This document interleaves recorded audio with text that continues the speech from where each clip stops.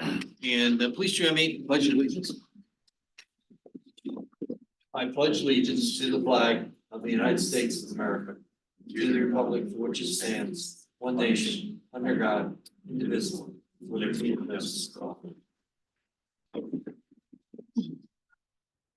Okay, thanks to all you party souls that ventured out on this lovely evening.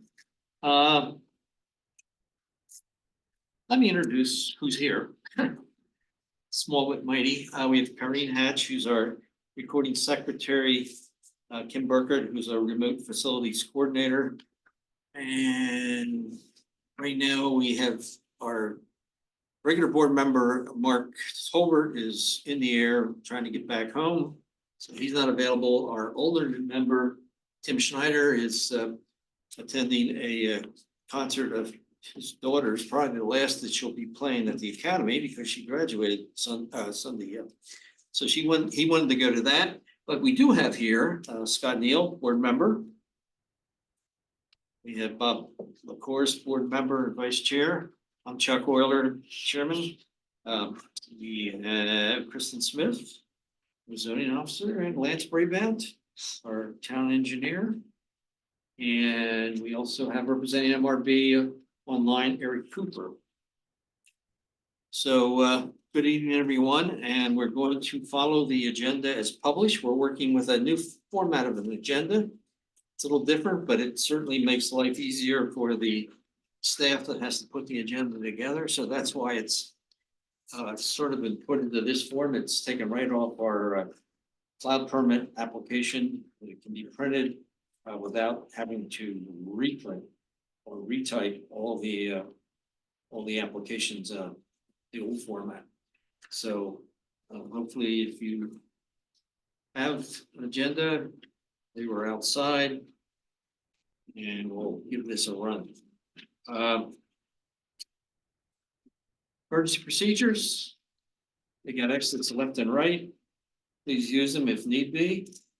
I will now open the floor, the privilege of the floor, to anyone here who wants to address the board regarding an application that, or something that is not on the agenda, an item that they'd like to bring to the planning board's attention. Now is the time to do so. Anybody here or there? If not, let's continue. We have one public hearing tonight. It was published in the Daily Messenger on June 19th. It is for 24041 subdivision for Mr. Tillman. So we will move on, and let's do the public hearing first.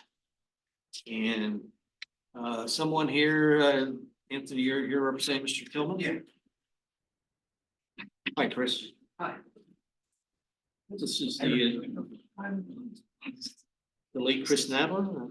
Where do you want to do like the subdivision on the site plan? Well, we have to do it. First of all, I've got to open the public hearing for the subdivision. So let's do the subdivision, and you can sort of burp into the site plan. Yeah, just subdivision. Standard. I just wait till it pops up. This is CPN 24040 and 041. 041 being the subdivision, a 2-lot subdivision of 12.925 acres in the AR1 zoning district, being subdivided into 2 lots. One lot being 11.925, the other lot being 1 acre. And we're ready. Anthony, have that. So the purpose of the subdivision is to create a new building lot for Mr. Allen, or from Mr. Tillman. He is gonna take, there's the large lot, he's gonna take the southeast corner with the existing home that he lives in. Divide that off, and then when the new house is done being built, sell that off. And then he'll retain the larger piece. There is some DEC wetlands that are encompassed in the property. We're keeping a majority of that on the larger piece. There is some higher lands in the northwest, but that's where the home will be situate. But for the most part, it's just that smaller 1 acre lot in the southeast. And then the majority of the lands are going to be retained by Mr. Tillman. Okay. So that being said, as far as the subdivision, the one lot will now become a building lot. And we can move on to the. Right. So you want to put site plan on, Kim?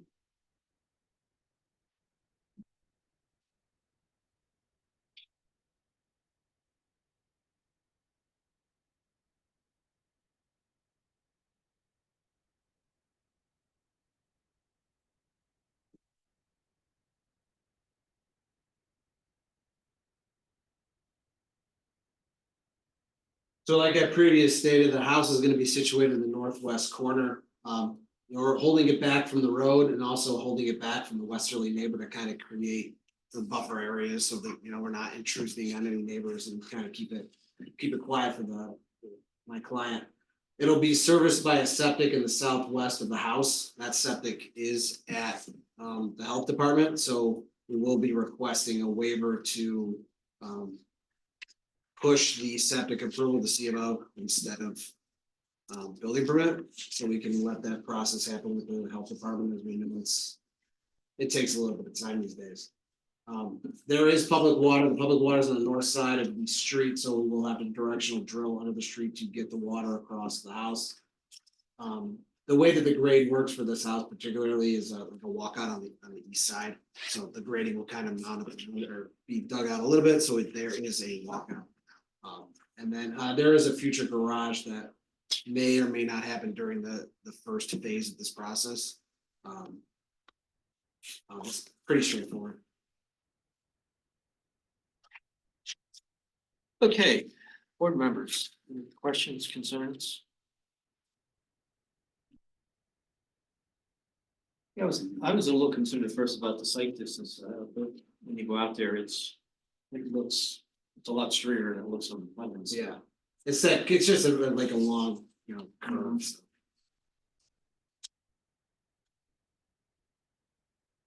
And we are using an existing, like a highway cut. We're gonna redo the culvert, but it's an existing pole. Okay, we did not refer this to and we didn't have to refer it to the county planning board. So there was no referral back from them.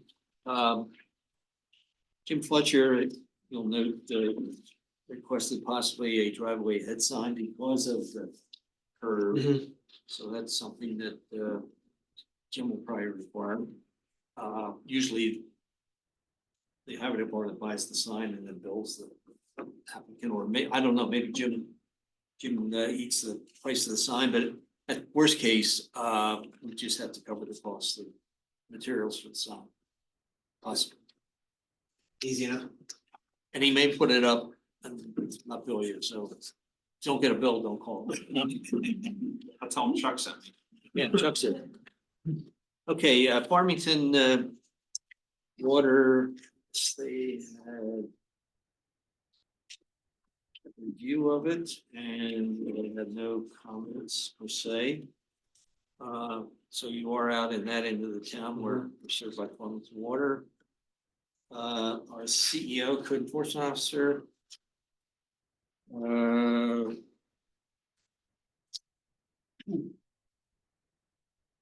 We did have comments on May 7th. I think they were specific to sections of the plan. I can remember if I can see his red blocks, but I don't know. Oh, North Arrow, yes. Okay. Have you seen Anthony, his comments? There's nothing here. You have a truck wash area, but you don't show where something, like there it is. Yeah, I can go through those.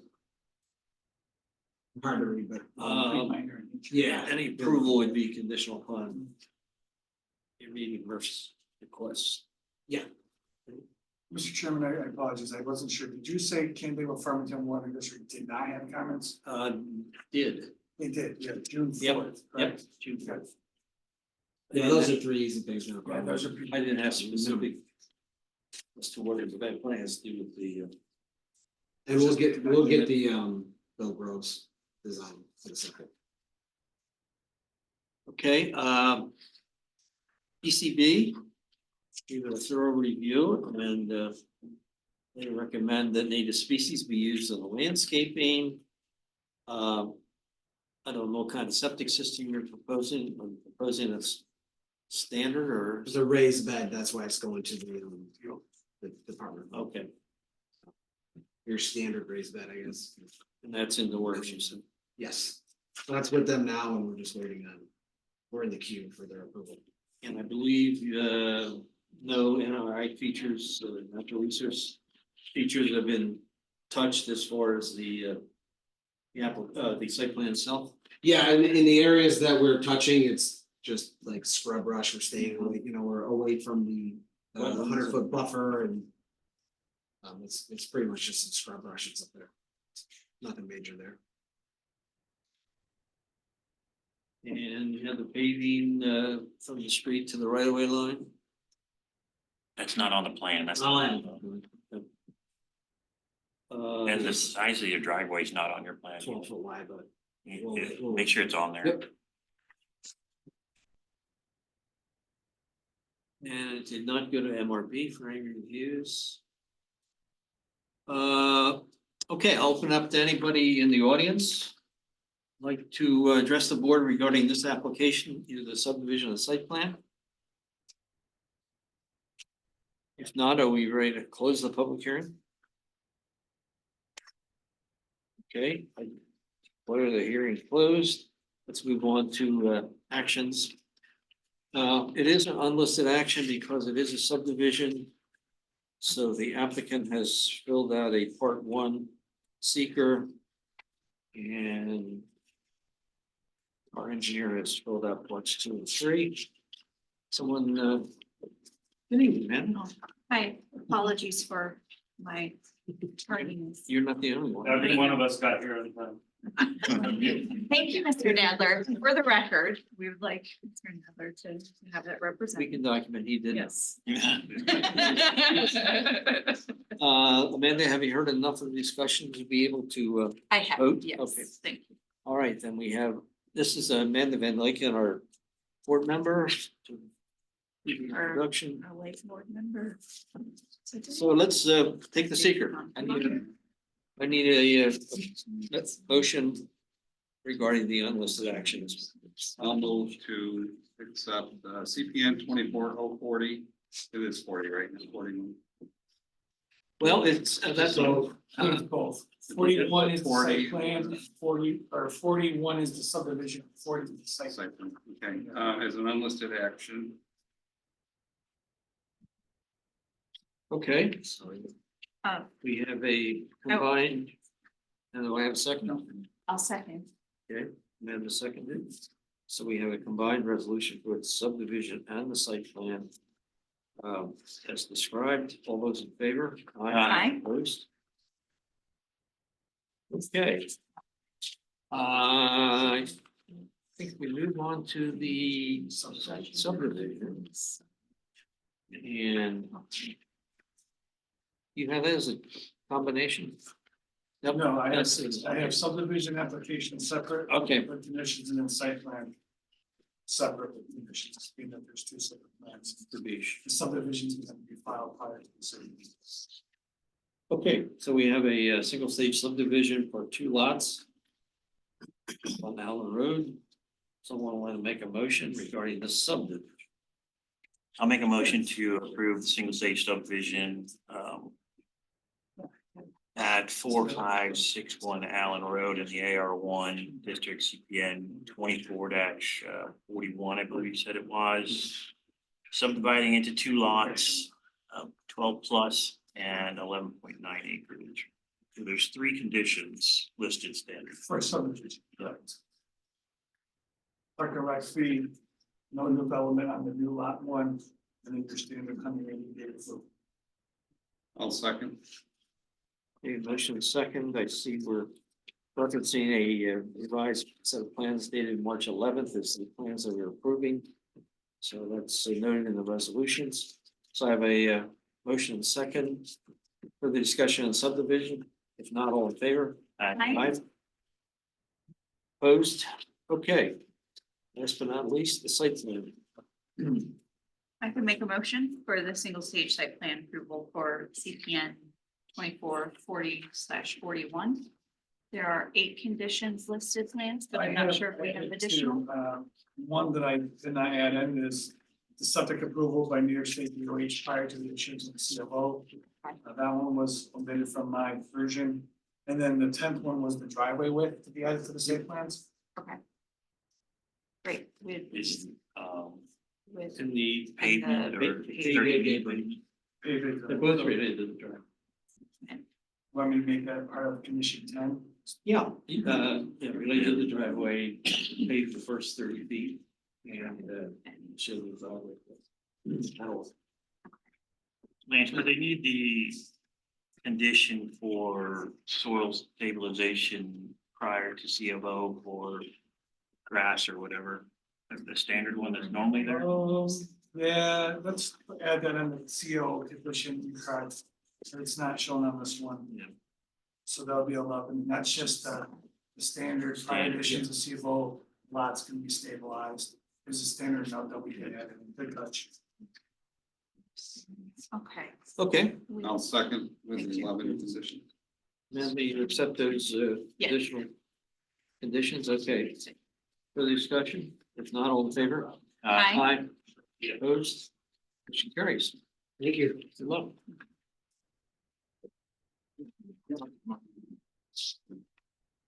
All right, we're done our public hearings for the night. Let's move back to CPN 23-126, Canandaigua Country Estates, owned by the Burke family, represented by Greg McMahon, Man LaRue Associates.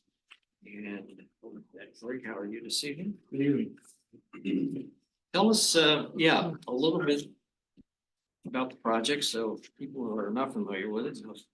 Well, All right, this is an expansion of the existing manufactured home facility, mobile home facility at the corner of Purdy and Brickyard Road. We came in before the board with a concept plan some time ago. You're here tonight with a preliminary site plan for the entire development. We had some discussion, I believe it goes back to PRC, how this job would proceed. It's a site plan, it's not a subdivision. But due to its size and complexity, what we're looking for is a preliminary, basically like you would get with subdivision, a preliminary overall, and then we'll be coming back in phases for final. And again, it's manufactured home development, 135 units. It will be served by public water, public sewer, and we've addressed issues, stormwater and so forth. The roadways are they're going to be private, but they are designed and constructed in conformance with town standards and the appropriate size to meet the fire code, current fire code. There's a common recreation area. You see it in the lower right corner of that drawing. It's phase 2 is kind of written over the top of it. And that has access to all of the adjoining streets. There's also some off-road parking in several areas around the roadway, along with the required parking for each of the units. Each of the lots for the manufacturer for the mobile homes is in conformance, or at a minimum in conformance with the town requirements for this district. There were not, we proposed sidewalks on one side of the road. They are shown on the site plans. We are not proposing street lighting. There will be individual lighting on each of the mobile home lots, but don't see a need for large street lighting or tall poles out here. We have two entrances that are proposed entrances, and there's one off of Purdy Road. And an entrance off of Brickyard Road, plus a connection to the existing roadway for the current development. Let's see. Something, there is currently a RV boat storage area on the existing property. We've got an area where that would be expanded slightly and accommodate the storage, which again is a requirement of this zoning district, and that would be for again, for RVs, boats and so forth, trailers, some travel trailers. Let's see, there's anything else. There was recently a new water main constructed out here. I know as part of MRB's review, they reviewed the. We had based our design on flow information from the existing water mains out here, which proved to be adequate, but the new mains just improve that. Yeah. And it's our intent that the sewers and the water mains throughout this development would be dedicated. So that they would all be built to Canandaigua Farmington standards in the case, well, in both cases, sewers and water are both Canandaigua Farmington. We will, Is that comply with that standard Yes, without a separate lot? was what, the dedication of water and sewer. Yeah. It's. Even though there's not separate individual lot, this will all be one lot, right? Private roads. I guess my question is, you're gonna have water, public water and sewer in private roads. So those roads will have to be subject to easements. So There'll be a full easement over the entire road, encompassing the road and the utilities. In order for the towns and the maintenance to be able to access those utilities. access it, also access the stormwater facilities. So here's my question, and I'm asking, I'm not trying to. This is a problem, I didn't know before we get too far in. If somebody doesn't pay their water bill, how do we put it on their tax bill? No, I guess I'm not understanding, Canandaigua Farmington Water District would assess that, so it says they would with anybody else. Does it be individual meters for each manufactured home? That's up to Canandaigua Farmington Water District, I'm assuming so, but I don't know that answer. I think they're still, they didn't provide, I don't think they We have- provided that detail back We haven't had any comments back from. from them. So I know they had issued some comments related to, I thought, the connections and some of the bigger ticket items. I haven't gotten the specific details, but talking with Robin and Josh, who are the acting superintendents there, they haven't alluded to my knowledge how they're going to require the metering for this as of yet, to answer your question. So, and I'm assuming you don't know what I'm talking about, because I'm guessing you pay your water bill, but if you don't pay your water bill, they put it on your tax bill. But there's no tax bill for this guy, he's paying presumably a lot in rent to the person who owns the whole thing. So that, so. It'll go down, we pay all of the tax. And deal with the water bill, Correct. late water bills that way. Okay, then, So currently stands, yes. Okay. Yeah. and but you get, I'm assuming, some water bills added to your tax bill?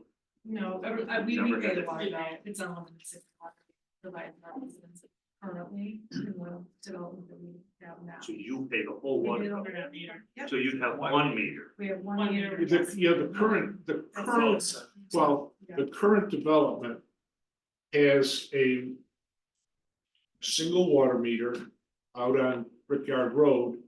And then the water main through the development is private. Yeah, And so they, yes, if we made I understand what you're saying, Chris, with this, if the water main through the new development is public, I mean, the other option is that the water main through the whole the new development would be private, and you'd put a meter, you'd have to have an 8-inch meter out at Purdy and an 8-inch meter at, eventually at the Brickyard connection.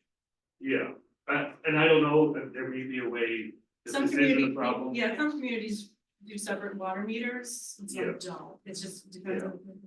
But generally, our belief is if somebody individually didn't pay the water, it would still fall on our tax bill. If they were individually metered, our responsibility. That's Yeah, what we, okay. in the industry, that's Okay, kind of well known, but. We don't follow that right now, because we're not individually. Yeah. okay, cool. So in your existing development, everything is private in terms of water, sewer. Yeah. Okay, so you get one water bill, one sewer. You're proposing in this development that the water and sewer be public.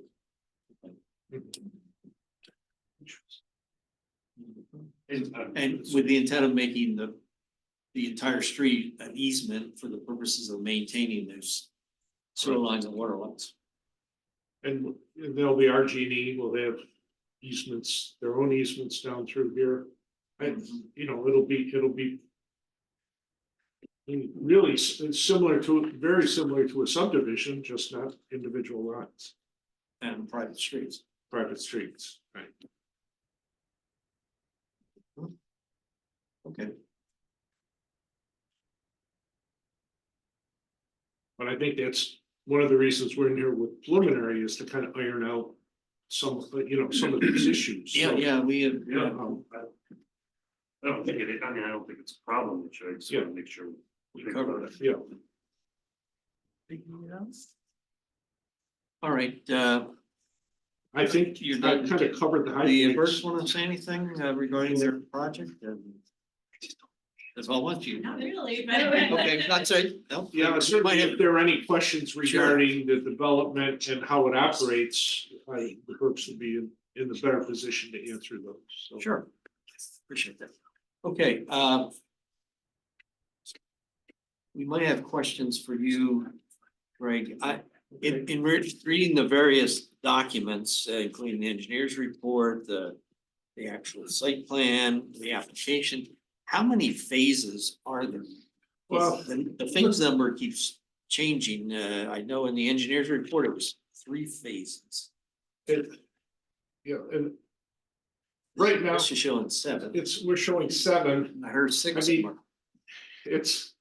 It's really subjective. I think, we know, that right now, we know the first phase will come in off of Purdy Road. We haven't discussed at this point, is it gonna be 20 units or 25 units? The Berks have to look at how many units can they expect and cost for the phase, but we looked at it and tried to break it up with some pre-thought, but I think going forward, it could end up being 5 phases, it could end up being 8 phases. To say here today that it's going to be 7 phases and never change, I don't think that could happen. How do we handle, I equate it to like, Morel's development, where we have, then we wind up changing the preliminary overall because they changed the location of the phases, they moved the phase 1. So. So do we want to This tie is a down the little phases now? Or This is a little different than that, because that was subdivision. subdivision public road? They were creating individual lots along public roads. This phasing is more for construction schedule than. Well, I guess they have dedicated items as well. So with every subsequent plan that comes before you going forward, they'll have to have a phasing plan with it for numerous reasons. One, for their own etiquette, but also for the town's utilities in grading and erosion control. And I believe it's their intent to keep it under 5 acres of disturbance, so that requires a phasing plan with numerous details. if what you're saying, Chris, is because it's not a subdivision, we wouldn't have to go back and amend the preliminary overall, but each final phase would ultimately show what is intended to be your future build out, and then it would just get updated with each subsequent phase from that. Yeah, because with each phase, you know, it doesn't make sense right now with, with the overall to go to the state health and go to DEC for all your approvals. What we want to do is go to those agencies for sewer and water on a phase by phase basis. And then address, you know, if there are other issues, for example, our phase layout may have some impacts that the fire marshal wants to address, so. We tried to think our way through this, but they could change, and the marketplace is gonna determine a lot of that too. I'm just thinking, rather than confusing everything with phases that may change, why don't we just do away with the concept of phases at this point, get a preliminary overall? Well, you said we need phases. And then as they come in with final plans for a phase, as they determine what their markets are and how many lots they want to develop, then they could get a final approval for that phase section, whatever you want to call it. And Chuck, I think that's exactly what they're proposing, and I think that's what's going to happen. They're not, in my mind, they're not required to do it this way. They could get a preliminary approval on this. And then build it, and then they could get preliminary and final, and then build this at their leisure. And I'm assuming this is a several year project. 10 less. 10 years or less. I don't know. Well, but so 8 years from now, when they're going to build the end of it. Things could have changed in the town, requirements could have changed. And so doing it with phasing gives the town a little bit of flexibility. It also, like Greg said, gives the fire marshal and the highway and water people flexibility to say, no, wait, I want you to build this before you, before you can build phase 3, I want you to do this. So as a condition of preliminary overall, we're gonna say, and this is your phasing. Because it's not individual parcels, it's all one parcel, but you can site plan approval and start building. You can just keep building. But Yep. this gives us some flexibility. It gives the applicant some flexibility, presumably for financing purposes for this, it can change. For example, Fox Ridge 5B, sub paragraph C 1, 2, 3, that came back and forth, and that's okay, it's changing. The phasing also gives you the ability to say, as an example, and that's in the have to. You gotta build a recreation area before you start phase 2.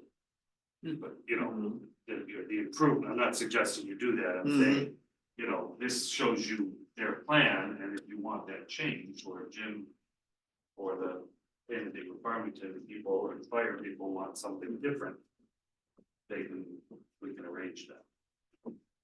I do think the phasing plan should be part of the preliminary overall package, just to show that you're intending to build it in phases. Yeah. But it sounds like the only concern that I'm hearing is whether or not, as part of final phase 1, do you have to go back then and amend the preliminary overall to match whatever your phase outline of that is? It doesn't sound like that's required. Yeah, if we start moving roads and lots, then I understand. The total number of units for the whole development isn't changing from the preliminary overall. Right. But if something changes, then you come back for an amended preliminary. Yes. And. Fine. Chuck, does that answer I the like question? this, I like this. I'm just thinking the seeker states it would be developed in phases of 6 phases. It's part of the. Yeah, I do. part 1. I do have a few other corrections based on the review letter that I have to make to the seeker. So. I think the EAF should just match whatever the plan is. Yeah, and I think some of this had to do with, this was originally submitted And then based on some staff comments, we went back and made some adjustments on lots. But the seeker and the SWIP had already been submitted, so there is like a 5 lot discrepancy in the process there, but it is 135 lots. But I can make those corrections to the EAF.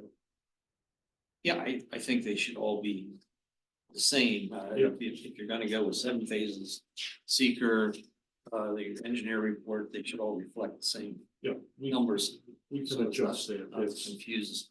uh, So if a phase line would move, then it would just be, okay, they come in and say, well, phase one's gonna be more than 20 units, we figure it's gonna be 25 units. And we look at the final plan for phase one based on 25 units, even though the preliminary is showing 20. So you just make that change at the time that the final. Yeah, whether it's, if it's, you know, if they're dumping a bunch of lots into a different phase, and maybe you have to consider doing amended preliminary overall. But if not, you can sort of do that on the spot.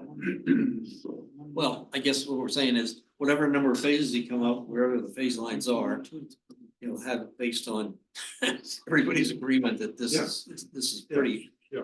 Pretty consistent with what we want to do. Mhm. Okay, so that's the phases. Number of lots, number of, lots, 135. A couple of different numbers there too. I think the engineering The board seeker, had 3 phases, 51, 9 and 80. That's 140. So you're 135. That's what you're showing here, right? Yeah. Okay.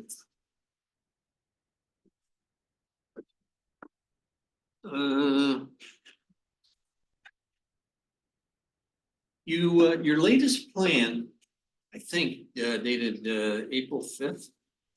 You have gone and put the 50-foot buffer all the way around, right? yes. Okay, because Yeah. originally you were a 10, 20-foot buffer. We have, yes, we have a 50-foot buffer. Around the 2 sides of the, well, the 3 sides of the proposed development. In the south side, it's got much larger buffer, but yes, on the east and the north that is. Yeah, I noticed on the plan, that first lot coming off of Purdy in phase 1. It was like 43.59 feet setback. I don't know why you picked that number. You wanna spin Kim to the phase 1? I'm sorry. In the site plan. Phase one. Phase 1. Let's see, existing. This moves slow, so. Oh, that's right. How well we know.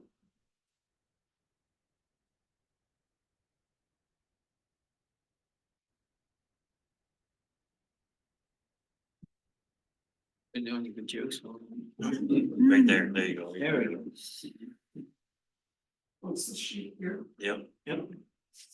Up by Cody. What's that number there to the right of the access road?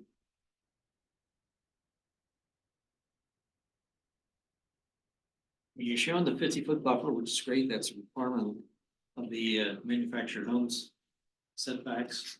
But that first frontage, you see where I'm talking about, Greg? For some I reason, see it, I can't read it. I can't read it, but it's something less than 50 and it's. 43, 39. And that's, okay, Is there going to be a buffer right on that road? there should be. There should be, yeah. So Well, that should be at least 50, so Is that's, the buffer on right of way buffer or is it an adjoining property buffer? it's a buffer it says around. around, yeah. Okay, we'll take a look at that. I mean, you're only talking less than Yeah, 6 or 7 feet, it's- so It can be, yeah, just be pulled in a little bit. that's adjusted. It says shall be buffered 50-foot landscaping. Okay, the on-street parking, I guess, was a concern of some of the reviewing agencies. That was MRB and it said parking at the three-way intersection right there. Oh, okay, right in front of the basin. Right in front of the basin. Mhm. That's another adjustment. Their concern was cars backing out into an intersection, and we'll cut that back. We put a lot of off-street parking in, but we can reduce that and get it out of the intersection. That's not an issue. Do you find in your existing section that people have, parties and you need a lot of extra parking other than what the lots provide? No, wow, yeah, I mean, they're pretty quiet streets, and we have a, main area where, there is to park off street. I mean, we certainly want to make sure we got enough off-street parking, but we don't want to overdo it and create more impervious than we really have to. It hasn't been an issue for us. We can, I mean. And we I can- know your demographics probably, they're not, Would you land bank them? So what you're suggesting, land bank some of those parking spots maybe? Unless they. possibly, if we, well, you said you have some adjustments to Well, make to it anyway. Yeah, I think we can land bank, there are a couple areas, the first, the area we're discussing, but we have also provided some parking areas near the open space access, which I think would be beneficial if someone wanted to drive and access the plate equipment or the open area. There's parking spots at those locations, and I think those are probably more important than some of these. So that was an MRB comment, and we will take a look at that. And as far as on lot, it's It's your, like your schematic shows there on. Yeah. To the left of your seal, Right, that's the town code. and they're 15 by 20, Uh, I think that's what you said. And then if you had double, Two, Then it's it's two 36. cars, 20 feet long, so Yeah. that'd be, And that doesn't impede the sidewalk, right?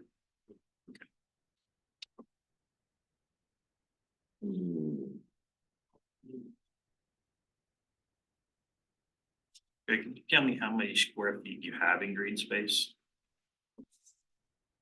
You know, the green space area that we show is just under 4 acres. I think it was based, the code has a minimum area based on it, and it's 5,000 per 20. yeah, so we met it with that area, but that doesn't include the total green space, which could include the ponds and the buffers and so forth, brings it up much higher than that. Yeah, I But- think the code is for recreation Recreation, which areas. Which is the area that we've provided. and you said that's about 4 acres? Well, again, 3.378, maybe that says. Yeah, so that's 160,000 square feet, and Yeah. 5 times 20 would be 7 times Like 5 would be 33,000. 35,000. Yeah. You know, yeah, it's well in excess of that.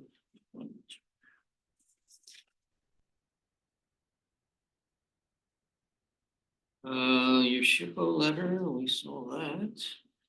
Archaeological historic significance. The existing property is relatively flat. It's part of its farm currently. yeah, Okay. So that will go away. The ag committee obviously concluded will be a loss of ag lands. Yeah. But they asked if there'd be some sort of compensatory land that could be turned into ag land, but that's, because that's what a TDR does, right? Essentially it Yeah. swaps land. So we're We're not into TDRs It's yet. doing that, yeah. I read that and I wasn't quite sure where they were headed with that. Well, I mean, they're concerned about preserving farmland, but was it the corn they put on there? Mostly, Or last year, I think it was soybeans. Yeah. is it Stryker or? At least part of the Pritchard Farms currently. Okay. So that was, the comments from the Ag Committee. ECB. they've requested that any landscaping be done, be used, native species would be used. Connecting the green space, I assume that's the connection to make sure everybody has access to the Yeah, I open guess space. they may not have seen that, but you can see there are 4 different connections out to the main roadways and parking at the ends of each of those connections. Is that what you were concerned about, Kim? Mostly, your green space connection. I think. Connectivity. Was from another ECB member. I think we were talking about the end over here, the west. Okay, There's like no connection up through there. So it would be like from this. while we're talking trails, did you have a trail running behind the homes there, flooding the wetland? I thought I saw that on land. I said, boy, it's pretty steep back there as well as slope. We've never had anything back there. Nothing back there, okay. There is the sidewalks that are being proposed, but no, There was nothing in them, okay. no, nothing along the bank. And which brings us obviously to the Auburn Trail. Sit still, folks. I know, there's been 1 or 2 studies about the Auburn Trail. I think there was a desire, this is the word, or interest in possibly thinking about running the trail behind your property, and I know there was some concern from you folks, and I think the way the current study reads, this trail will go out Purdy, cross, right before Brickyard, come down Brickyard along that frontage. And that's the intent, and that's what I feel is the official trail designation as currently published. So I don't think this board has to be concerned about trying to preserve or require any type of common trail around the back of the property. So good, okay, You mean for the town? for the town purposes, yep. So we talked about the Auburn Trail. Can I ask then at this point, is this playground gonna be accessible to the existing, or is this just for new? The existing has a little playground area, but we could open it to all. I mean, we're looking for the enjoyment for all residents and all, everything to kind of smoothly. Yeah, is it all one, it's all, it's part of our. But if somebody over at Brickyard drives over or parks there and takes their kids. Yeah, take their grandkids or, yeah. Even though they don't live in that development. Oh, it's somebody from, it's not a resident? Yeah. They'd have to be a guest of a resident generally to be on our property unless they were, Well, Resident. you'd have to, I mean, if it Control happens that. once a year, it's probably not gonna know. Yeah, right, but we don't monitor it, but our residents. But if it monitor becomes a problem, who the goes- residents call. Oh, yeah. They want to know. sure they will. Someone's in my park. The trail surfaces, what are you proposing, Greg? In terms of what type of surface? I think it would probably be, well, I don't know that we finalized that. I think we've done mulch, stone chips, the trails that we did in front of the Center Point townhouses were in our stone that Yeah, and that was in the right of way too, right? that was in the right of way. I mean, being, if it was in the right of way and Center Point's not the best example to show as far as maintenance of trails. But it being that it's gonna be yours to maintain, I don't think the town is as concerned as long as whether it's wood chips or fly stone, fly ash or whatever. I think we'll work with the owners to come up with a surface that they're happy with and that they can. Whatever you come up with, just put it on the plan. It will be, yeah.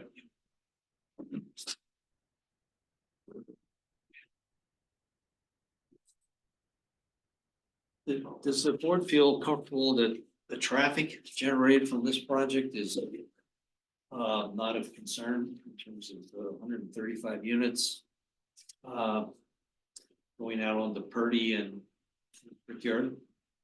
I mean, the next thing would be a traffic study, but I'm not sure if anything under that point or not.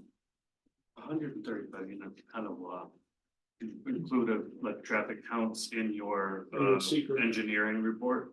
Well, we included them as part of the bulk for. Proposed traffic for this type of use. Yeah, Really? well, it's a question in one of the sections, I can tell you exactly. Yeah, but did you put actual, like the actual use for a manufactured house project? We based it, yeah, I think at AM, PM, peak hour. Okay.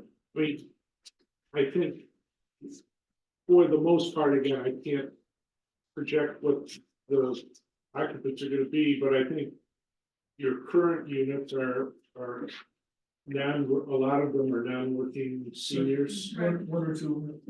So you don't have the AM, PM peak hours like you would for a residential subdivision or apartment complex. So it's a little bit different, but that tends to flatten out the trips over the day rather than hit those peak hours. Well, and the other advantage is once they do that link with through the Jacko property, that would allow people to get up to Town Line Road and get out to the lake rather than trying to get out on the 332 from Purdy. And with this plan, there are 4 separate access points onto the roadway. I would suspect 50% of your trips are going over to 332 and possibly going north, and the other 50% are headed into Canandaigua to. Yeah, I think it would be split. It's not concentrated into one movement. I think, yeah, you've got people who want to go to Canandaigua, use Brickyard. If people want to go Farmington, will use Purdy and Janeco Spiner. But well, again, the board, you're comfortable traffic.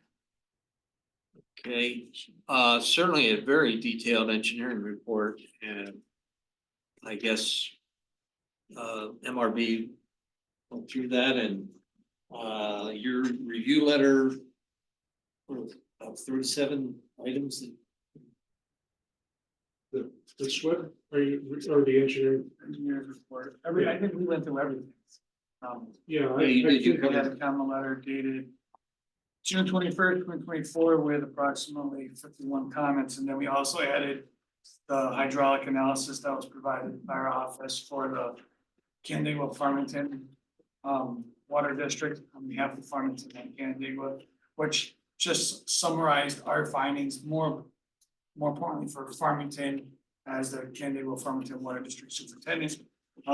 It didn't have any substantial findings that would change your alignment or design. Yeah. So that's just more for informational purposes. But then our letter itself was definitely based on the materials and the application that was provided. I think your comment, you wanted us to submit the engineer's report to Canandaigua Farmington. It is up, I think it is up on the cloud, Yeah, but I can send a copy over to. no, Brenda. club permit, Canandaigua Farmington has access to the cloud. Okay. So, And also the storm sewer sizing calculations would be in addition to that report, but. I don't think there's any changes necessarily as a result of that based on what we've seen, but just for documentation purposes. Very interesting, your cultural report.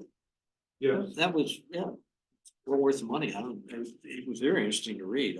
I appreciate your taking the time, money to do that. SHPO didn't give us an option, so. Oh, that was to meet your SHPO? Yeah, we. Oh, I thought it was for us. No, well, I sent it to you. It's, when we submitted, the request for SHPO to determine whether we needed to do it, Chippo came back and said we need to do a 1A, 1B, so Okay, we didn't, yeah. it was very interesting to read. Fire hydrants will have hydrants certainly put placed and spaced.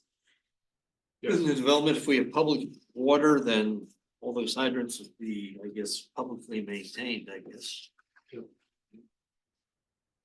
It is important to note that they do demonstrate compliance with fire code and as it relates to a private road with pavement width to accommodate the hydrant location, which is a requirement, 26 feet wide at the hydrant. So they show that pavement width edge It's to edge. 22 without, and then you hit hydrant. there's But they have these 26. times, they have the gutters in there, or The gutters. the gutter system, yeah, correct. Chair's report, utilities.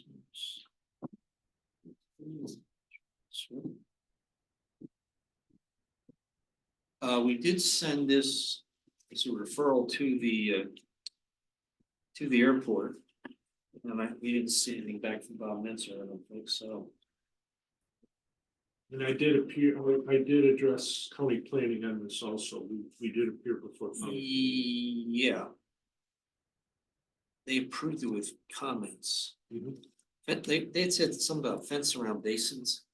They were around, they wanted fences around the stormwater plant, but. Okay. How deep are those basins? Um, If they take full Well, water? I mean, they're designed in accordance with the standards which call for the flat benches, the 1-on-4 benches, they hold water in the deep pools. But it's a long way down, I don't know that. We. Well, they're compared- green blue. I mean, they're green most of the time, but then Yeah. when they fall in the water, they're blue. I don't know, I mean, in a few cases, we've had municipalities that asked to do those post and rail fences around it. It's not gonna stop. No. No, of course. The ones that I've seen where fencing has been required, it's because it's proximity to the sidewalk or some Daycares. daycare, yeah, youth area. Okay. Is there a bus route that runs out there, a public bus? Is it, or I take RTC? The tax bus or public city school bus, sort of like Ontario County. Mhm.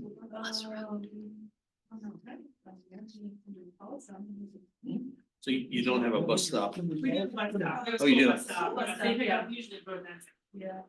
so you're proposing any additional stops in this project? The plans, I think, went to the school, transportation department for. For kids, As yeah. we've done with Center Point or any of those others, if there needs to be some central locations, we can note those, but, yeah, Just thinking more for public transit, knowing your demographics, again, people might want to take the bus, have a bus shelter or something like that. If that's a consideration or Stops, wait, in the Purdy Road. something to think about. One stops at 332 on Purdy. Lighting we discussed, I guess the only thing their code requires is that lights be put at intersections. Road lighting at intersections. Well, you think the post lamps? What's out there now? I've been out. Yeah, we have post lamps now, so Right. by post lamps, so it's pretty bright. Yeah, I don't want to But light the it's not- sky up anymore, we have to. Wait, I think. I just was looking at it, there's some street lighting requirements beyond just the intersection. was that for dedicated roads or? for Private roads. I was looking under the MH. Yeah, Pressure county. internal roads, 134-7E. Oh, Chuck, sorry, I didn't read the rest of it. Adequate dark sky compliant road lights shall be provided at each intersection from dusk to. That was saying in our, letter as well. Your current section doesn't have intersection. It's, No, I know you have two pole lights out at Purdy Road, but two post lamps. You know, the ton of intersections, so we, I mean, is that your intent to maybe put two post lamps similar first, the to whole. what you have at your existing road and Purdy Road? yeah,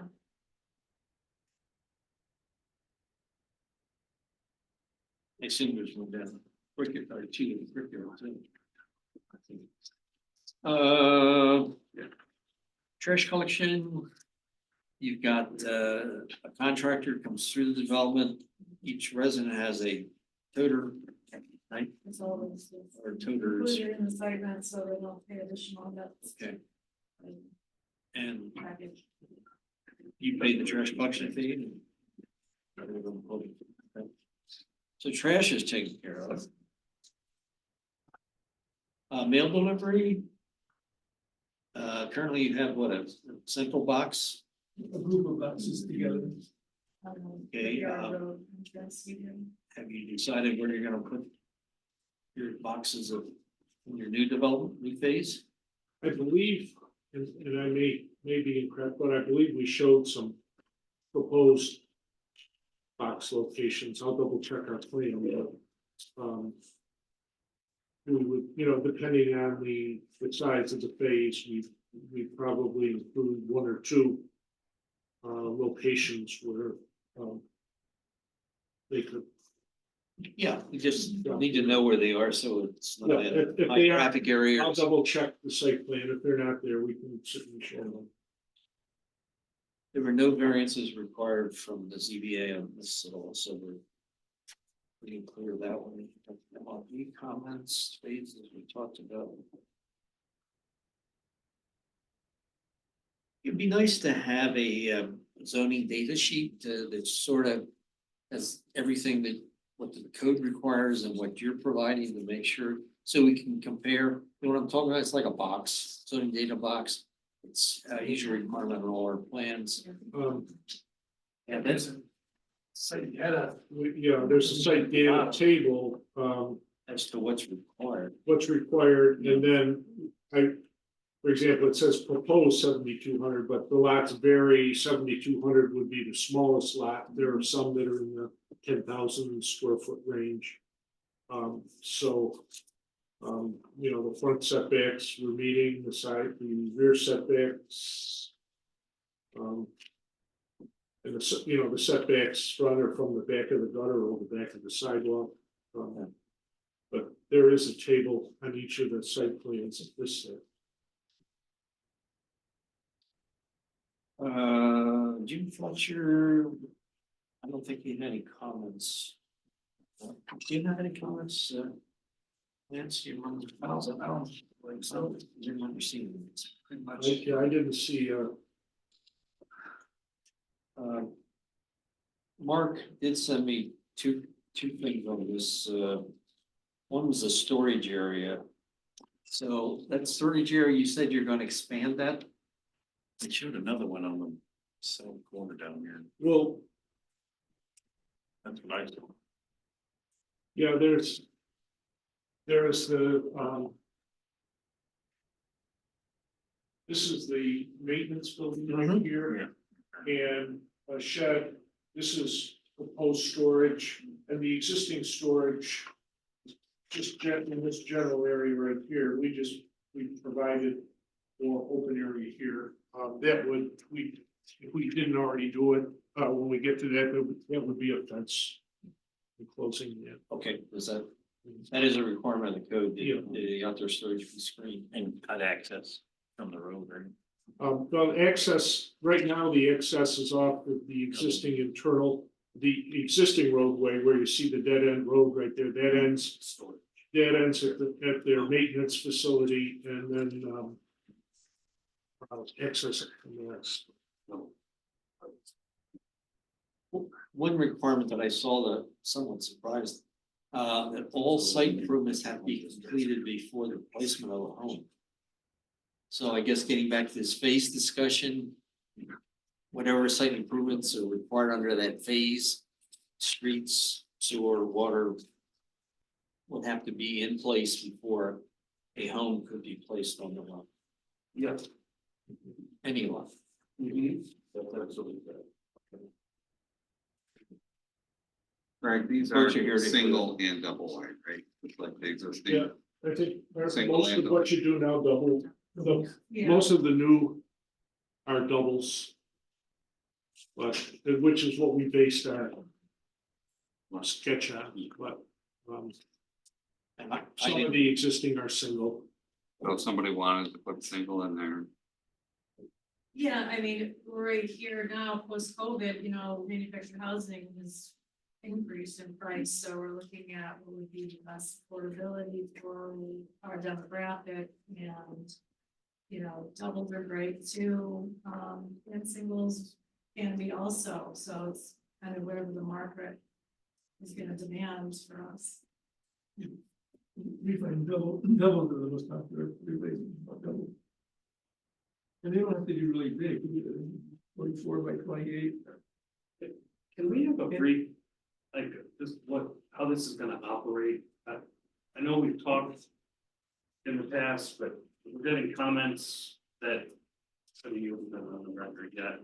But how do these things operate? You state your name and for the record, and then it sounds like this is pretty similar to an apartment complex, except that it's manufactured housing, not apartments. You rent them like that, people own these things. How do you provide, is there a lease to provide the garbage? your name and address, My name is Marilee Taft. I live at 4601 Cedar Cliff Drive in Canandaigua. So this is our family-owned and operated community. We have developed this in the 70s and it's continued to grow. We've sold the majority of the units that are in there currently, 75 sites. We're just looking to offer a little bit more affordable housing for the market, for the area, which is in extreme high demand. We get calls all the time. Do you have a lot? Do you have any homes for sale? Currently, I don't think anything is for sale in the community, or it's not still. So you sell the lots? No, we don't sell the lots. No, so we are a land lease community. You should say you sold 75 lots. You mean, No, we've sold homes throughout the years. We also are a Okay. dealership retailer.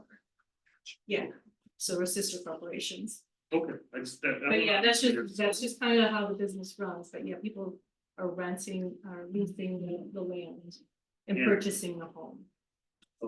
And then are these trailers? Can you tow them off the site? You can move the homes off the site, yeah, mostly once they are installed with floor tiers and all the costs Oh, of the, okay. They're very seldom ever move. yeah, install it, they generally don't move anymore. But yeah, back in the 70s and 80s, when they were trailers and mobile homes and transitioned to manufactured homes, this is where we're at. And people build porches on them and stuff like that. Yes, Can people have sheds yes. It's on there, behind every? certain Big side, shed, yeah. Yes, We like to coordinate the sheds with the homes, so the siding's the same. All the sheds are certain, you can only go so big, 8 by 14 is the biggest we do, 8 by 8 is the smallest. We try to take in, we put them on concrete pad, so everything's uniform and looks like it all together. okay. And Yeah, then, I mean- then is the home, there's the tenant responsible for maintaining the property, I guess, give us just a flavor, because we haven't done one of these of this scope in a while. I can remember you were in for, I guess, in addition to your existing development, yeah. Yeah, we discussed this before, yeah. So basically, yeah, they're renting or leasing the actual lot that their home is on. And they're responsible for yard maintenance and things like that. But we maintain the common areas and some main roadways. And then with the phasing, I guess I would.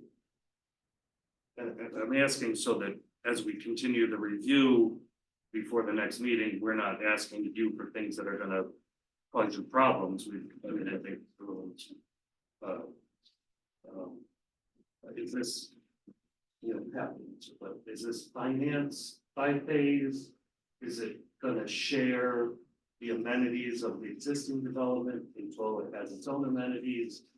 I guess what's your operational thought during phasing? The amenities and I guess the access to it, have one access up pretty, but. So the amenities being like the RV and boat storage area and That and playground recreation, area, the common areas, yeah, the basketball hoop, things like that, yeah, it would be shared by all. We're considering it as one parcel, as one community. We're not looking at it as two communities, even though there's an older section, obviously, that was built prior to, but we want to maintain, you know, one community. We're not looking to do two. That's important. Yeah. Project. Blending together. Want to blend together, want to Put look like. someone off, we don't wanna put Right, oh, cross access right, easements you're not necessarily. looking, yeah.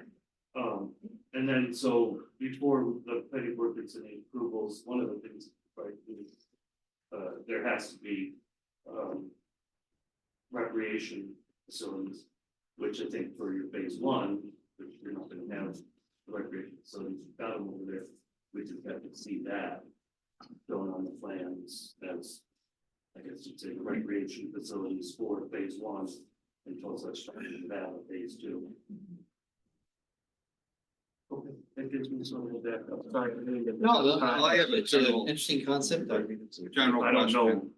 Purdy Road and 332, it's been sitting there for months. Is that a modular? Is that one of Oh, that's yours? not us. Okay, but that's No, it's that's not even, not any Yours. part, we do not own that home. We do not have, I have no idea, to be honest. Our retail sales are in West Bloomfield. Yeah. is that a modular though? If it's not this is a double wide. Yeah, it is a double. That is a double wide. It's just- Manufactured. Yeah, that's not- that's- Brand new Glass houses, we got a cabin sitting out in front of town hall. Yeah, we got it. If you wanted to ask more specific questions about that and Why just say in a no different because it's space, on- we would. it's very discuss it, close. But not, yeah, publicly, Your that's not our property property, and- not our home. It's just been sitting here, it disappeared Yeah, and it's. nothing to do with us, nothing, yeah, no, nope, all of our homes are installed and occupied currently. Will you accept a mini home? It's the new rage, So, kind of an old rage now. so, It could be a hard one. yeah, it has to be a HUD home, it'd have to be a HUD. Well, it had to be, yeah. Okay, so HUD homes, are basically, you put them on board piers, cement slabs. See, our industry has changed so much, modular homes, so everything's going down an assembly line, manufactured being factory built in a controlled environment. So our industry has taken a couple different paths, you know, you've got RVs, you've got park homes, which are, I believe, under 420 square feet. So those are your little tiny homes, right? Our homes are over 420 square feet, generally, we're more in the 900 to 1600, you can go bigger, but, and then modular homes were designed and built to be, put on basements. But they have done changes to all of that stuff, so basically what you're saying with a HUD home, it's federally backed, and it's, has all the Federal regulations, requirements. requirements to the And federal we have a standards. requirement, it can't be smaller than 700 square feet. Right. That's as small as town law. would go. Yeah. It certainly didn't work in this River. There's also a state, I found out last year, there's a state department that oversees all these, Correct. they ensure that the manufactured homes are up to whatever codes manufactured and this modular are to be.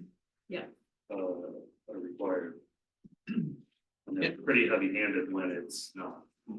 And our code has a lot of detail as far as the structure, I mean, the skirting, tonight, no, we're not gonna get into it tonight. You don't have to, I think that's something the CEO takes care of, as permit requests come in, and there's a license involved, I guess you guys are licensed. Yeah, so basically, we've been in business since 1955 and 3 generations, and we're family owned and operated. We live in Canandaigua, we grew up in Canandaigua, and our kids go to Canandaigua. So we're looking at this as, offering back something to our community and, We do have installer licenses. We just went to a meeting this morning on that. Get certified mechanic, everything's gotta go through the state. There's a And as far as the town home license itself, too, it'll be yeah. inspected for the town. That's part of it. Yeah. We're pretty well controlled.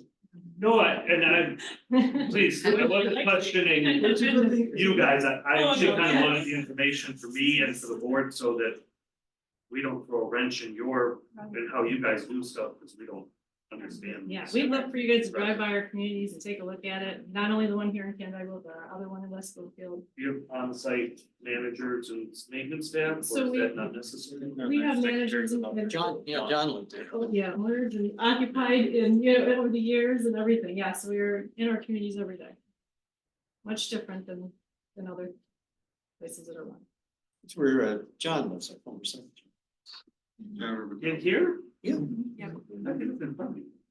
No, well, Oh, close farm. Right on the end. The place he was always complaining about? Oh, no. No, I checked the Actually, last time they were in, and I said, John, how did they treat you over there? He said, very well. So, Mr. Rotel, Correct, yeah, yep, great guy. absolutely. All right, I think we beat this thing enough tonight. Greg, do you know what your homework assignment is as far as what we're looking for? I think we're looking to continue this to our July 9th meeting, if you can. Yes, at this point, I mean, I just printed MRB's comments out yesterday and then read through them very quickly. We will address their comments and we will make some revisions. I mean, a bunch of these comments pertain to the final drawings, for example, but we'll prepare a response to these comments and make revisions to the plans and the seeker as required and endeavor to get these back into the town to stay on track with this. I do want to open the discussion up to anybody who would like to address the board regarding this application. No, ma'am, you were here last month. Welcome back. Your name and address again, ma'am? Elaine Courier, 5523 Road, Curtis, right? Oh, yeah. and I've lived there for 64 years. So I do not reject this at all.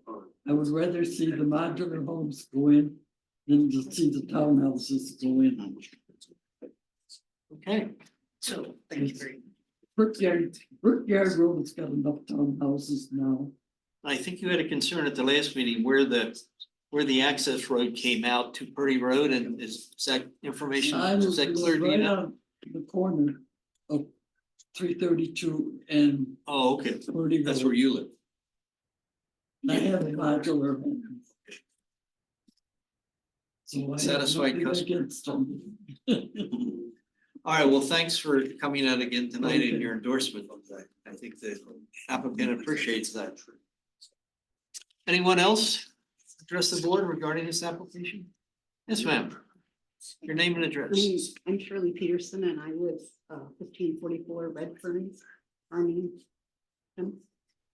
And I think one of her main concerns too was where exactly is that Purdy Road access into this development? You know what address across the street that is, or what particular? Encore? No looking them. Maybe Encore will show. I We'll try to get you an aerial view, and it won't show the, obviously the development, but it'll show roughly where the field is. If you can get an aerial view, I can point to where the exit road Okay. is out. We'll work together on this. I think we were trying to sort of calculate between where Country Estates access is from Purdy Road compared to where the access is for this development. And what we're hoping is it's far enough up Purdy Road that there doesn't end up being for one, too much congestion, and for another, too much, noise for lack of Noise, better yeah. word. It's right approximately right here. Sorry. And how, like, do you know the address across the street? Can you zoom in, Kim? Like what? Oh, there it is. 5536. 5536, Yeah. so that's up a little ways, okay. And where's the water line go up to that goes? Where's that road? Do you know where that is? I think it's in between. I know they bought a lot. That's right. No, That no. was further east. So this is the access road here to, I believe the last meeting that we discussed this. It's somewhere in, it's one of the. Yeah. One of Okay, these locations in between the two access Yeah. roads. so it's an offset intersection. It's not. This one, I think. And then there's an alternate. There's a future there's a one. Second one. Yeah. Down Either to here or Yeah. here. I think you're right. Okay. Okay, Another question was, the lighting through country estates. Right now, you think that's adequate on the road lighting? Compared to people walking, and I know you're proposing sidewalks, but There seemed to be for, we've been at it for a lot of years and we really haven't had any complaints about that. It's not too bright, but it's bright enough.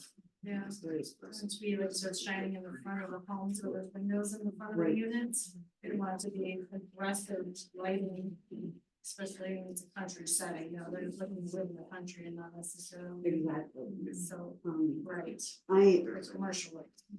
I am concerned that with nothing lit all the way through there, it's gonna be too dark. People walking, driving, and compared to what we've had going on at the end of Redfern and Wood Street in Farmville. And we have the new townhouses in there, very, very little room for driveways, now parking on the street, no lights, so there and all the way through Wood. They depended on residents to be lighting up the front of their garages or such. Well, that's not always enough. So that's a concern. I okay, would duly like to noted. think about that. Okay, duly noted. Thank you. Okay, just got me thinking about sidewalks, but you're gonna have sidewalks internally. You don't have sidewalks out. Is there a sidewalk easement currently? I think the right of way on Brickyard is pretty wide. It's like 60 feet. So I think you wouldn't need an easement sidewalk on Brickyard, whether you would need it on Purdy on that side. I know the Auburn Trail is going to be on the other side, Purdy on the north side. Yes. What's down here? Woods. Where does the Auburn Trail? Wetlands. Check the Paddlebrook Creek. Wetlands. Down Where there. does the Auburn Trail? Where's the next section of it? I mean, Over on Brickyard. north side of Purdy, crosses Purdy, comes down the east side of Brickyard, oh, okay, yep. Within the right of way, on town right. the existing development. Mm-hmm. Oh, And you folks are certainly aware that that's where the Auburn Trail will go in the town right of way. It would be over, probably over the water line area. Yeah, we need a separate Auburn Trail easement for stuff. We asked, right? I asked the question the last time we talked about this project, and I think Sarah said there's enough right of way there that the Auburn Trail would fall within the existing right of way. Brickyard. We haven't heard anything different, but We can just show the existing on the plan, that'd be good. Okay, I think we've got everything covered. I guess just for the record, you want Lance, you want to go over that we're declaring ourselves lead agency. We don't want to do that until we act on the other resolutions. Okay, but you can report there was no objections from anyone or taking the helm on this. Okay, so we waited the 30 days and. no objections were received by the town. Okay, Comments were provided from some of the agencies. So you are in a position where you could declare lead agency. But as recommended, we hold off until such time you get it completed fully AF part one, addressing some of the questions identified tonight, and then the comments received from our B group. And then at that time, the board would be in a position to move forward with secret okay. and decide from there. And I would ask the board, as part of the long form seeker, there are parts 2 and 3. Part of the assessment, if you recall, that's where you go through each item as to environmental concerns and we say yes, no, thumbs up, thumbs down. So I guess, we certainly do that as part of our review of the application when we take care of the site. Assuming the board moves forward with the continuation, I know it was referenced earlier, it's July 9th. I think it's important to identify that we did earlier this year identify continuations being skipping a meeting to provide enough time for the applicant to submit information to meet the town's deadline requirements for resubmission. For purpose of tonight, if it was July 9th. July 2nd would be the due date for new information we provided, which would be Tuesday. So That's an issue for. Okay. For us. The only reason I picked the 9th is a very thin agenda and we have nothing on it really, so but okay, if we gotta move it. so then it would be July 23rd would be the meeting with the due date being July 16th. Okay. All right, someone want to give me a motion to continue to What was the date? I'll make a- July 23rd would be the 23rd? I'll make a motion to continue to the July 23rd meeting. I'll second it. Okay, for discussion, not all in favor? Aye. Opposed? Okay, let's see you folks back in a month. Thanks for coming out. Thank you. Time and patience, I guess, right? All righty. Thank you. Next on the agenda is CPN 24061, a site plan for 405 Lakeshore Drive, installation of a cooler and site improvements, including added parking for an existing convenience store and fuel facility. Is someone here representing the applicant? Yeah, hi, Pat Sheedy is on the Zoom here, representing the applicant. Okay, you want to identify yourself, please? Yeah, Pat Sheedy, Carmina Wood Design, the project engineer on behalf of the applicant tonight. We're just proposing a simple cooler addition to the existing convenience store at 405 Lakeshore, and some associated parking improvements. We're proposing 19 parking spaces on the site, relocation in the existing dumpster, and some improvements to the existing curb cut access on Route 364. So if you guys have any questions, I'm certainly happy to answer any of those for you. Okay. Board? I guess I'd ask the question, why do you need 19 spots for a gas station? Well, it's for the convenience store and for the existing restaurant on site too, that's owned and operated by the same owner as the convenience store. It's on the same parcel. Currently, there's almost no parking for the convenience store. So this allows employee parking, consumer parking, and any overflow parking from the the restaurant.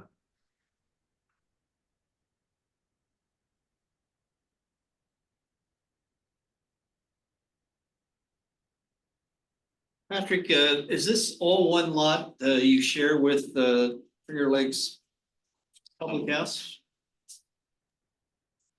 It is, the site is divided by the town and county line. But the proposed improvements are all within the town limits of the parcel.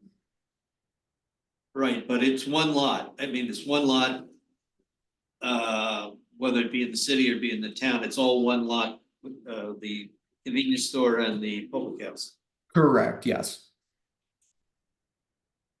I guess a question came up, the CC zoning has a building coverage of 35%. Do you know what the building coverage is currently and what it would be with the cooler? I could tell you that in a second here, let me.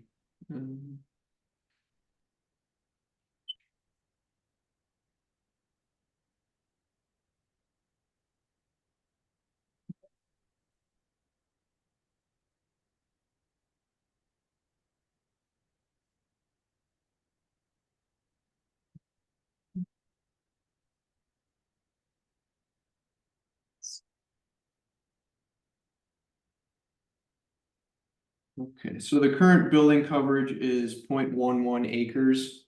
The area of the parcel is 0.81 acres. So that equates to about 13.5%. So we're well under the 30% maximum. So you take the convenience store footprint and the public house footprint. You add that up and any structures that are associated with it, and you come up with 13%. That's the coverage, okay. Well, nice to see you. And that's both the city and the town. Correct, correct. Oh, okay. Would you reflect that on the plan, please? Yes, I can add that to the plans. And showing the documentation that the metrics, how you got to that? Okay. Yes, we can provide that. Oh, we don't have a lot of coverage. Oh, we have building coverage, yeah. See, like 34%. One thing that came up, I know at PRC, in the interest of maybe dressing up that frontage along 364, was the possibility of putting some shrubbery and plantings. I realize it's in the state right away, and I think that was the issue that you responded with. But I think you also said that when you talked to the Department of Transportation, you would see if they would have any issues with allowing some plantings in that frontage in their right of way. Correct, yes. We have had some preliminary discussions with them. They aren't in favor of any plantings. But if there is something that, the board would like to see that we can propose, we can certainly present that to them. But they did not come back with any, recommendations that they would allow plantings. Well, I think you have to show them a planting and then see if you get their approval. I know you have to get a permit from them for the driveway redo, right? We will, yes. I think when you're talking to them about that, the possibility of putting some landscaping in there would be something I think I would like to see happen, and hopefully the rest of the board Yeah. would too. And you're taking down how many trees to do this? 2 trees. Two Two trees. trees currently on site. One new one. Yeah, at least some replacements. Will you offer up any signage to let the patrons know, the public house, that this is also alternate parking? We could provide some sort of signage on site, stating that parking is available here, that we could do that.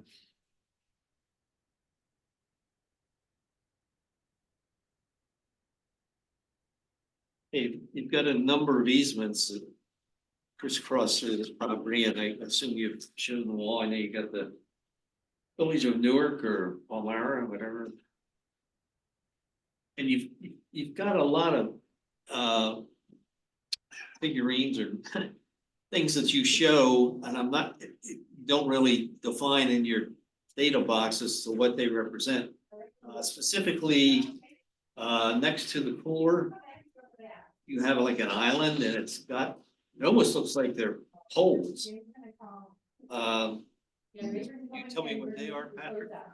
Yeah, those are existing utility poles that need to remain, so we're just proposing to carve out, you know, a little landscape island around there, so no pavement would be, you know, encroaching onto those. Okay, so everything with that symbol is a pole. Okay, because they're dotted all over the property. No, the poles are the gray circles with the line through them, there's 3 of them. Yeah, I think you have some out front. A couple, like I said, spread out over the, but now I know what they are.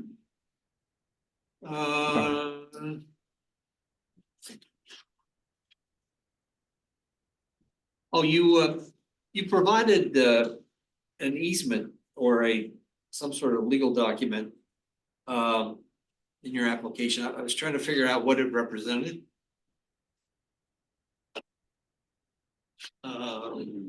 Do you have a copy of that handy by Yeah, chance? you go to the top, it's the first. Maybe it wasn't. Deed, it's under other deed. Oh, And the yeah, that was it. Arms properties. Oh, this is the deed to the property, just showing, you know, proof of ownership. I think that was one of the required documents in the cloud permit portal.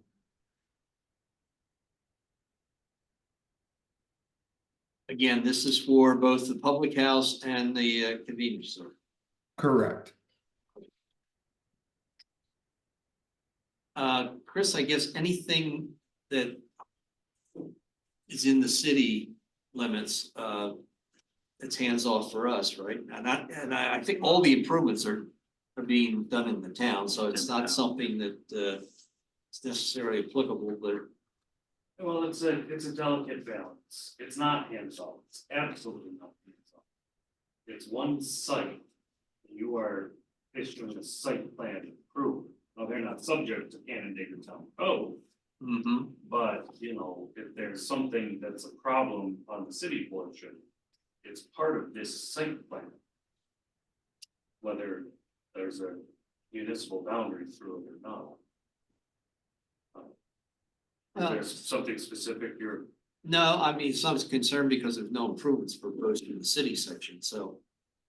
Other than, it'd be nice to, with that landscape area in the state right away, if that could continue. Up to where the sidewalks are.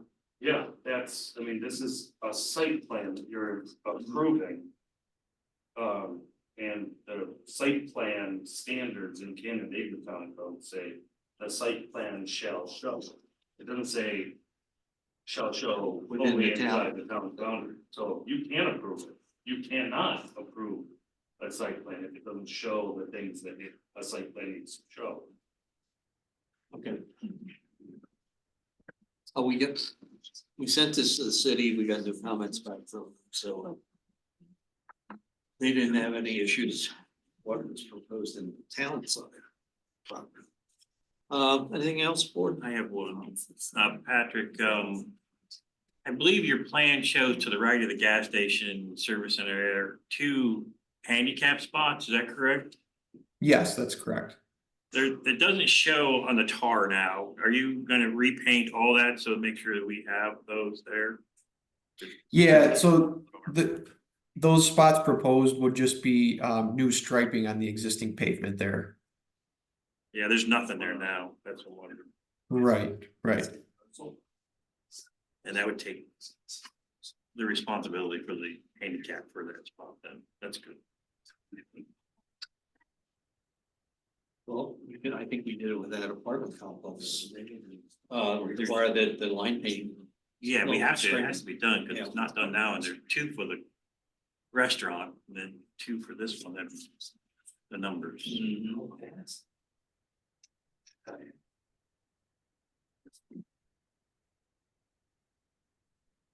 make sure that was done. You have cross access easements between the public house and the. I guess just public house has access. Or is that what was shown before? Well, there's no, I mean, other than the municipal boundary, there's no other dividing parcel lines here. So there shouldn't be the need for a cross access. So it's diagonal. So it's interesting, Encore That's not the shows, same line as you just pointed out. This is the parcel. Chris, Encore shows two properties. Yeah, I was gonna say, isn't this a parcel line? That one, no, it goes straight across, right where the town and city is. One of them has a number of 98.08-1-10-100, the other one is 98.07-2.7. Well, let's find out, let's encore it up. I have to do it on my phone, so it's like computer. Yeah, we have to shoot her.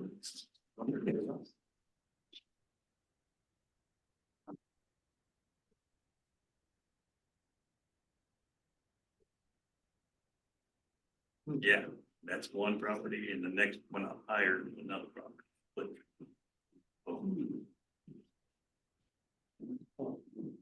So the corporate city Oh, line is the same as the. Can you click on, Just for tax mapping. can you click, yeah, I think, That's it. can you click on this one, because it's got, Chris, that's just for tax mapping purposes, one to the city, one to the town. Okay, so but it's different the tax same maps, but it's parcel? the same piece of Yeah. land. okay, It's deeded the same way. That's all. Okay, yeah, I mean, So it is we one. have other properties that split it and there's one property. Country Yeah. club's the same way. It's Country club's exactly the same. Yeah, that's Oh, what, you Your see, tax yeah. mapping. there's another household on the west side. It's like, Okay. Okay, County Planning Board looked at this at their June 12th meeting. They had the concern about the building coverage. They said something about adding some stormwater. I think you're putting some catch basins in, right, Patrick, in the parking lot? Yes, we are proposing one catch basin, in the new kind of asphalt area south of the convenience store.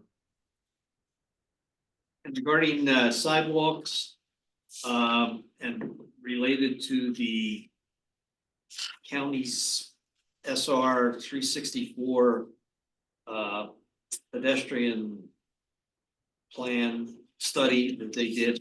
I think the intent is to put the sidewalk on the other side of the street and run it down to Star Cider. And that apparently is not too far from happening, so I don't know if we need any more sidewalks in front of this property.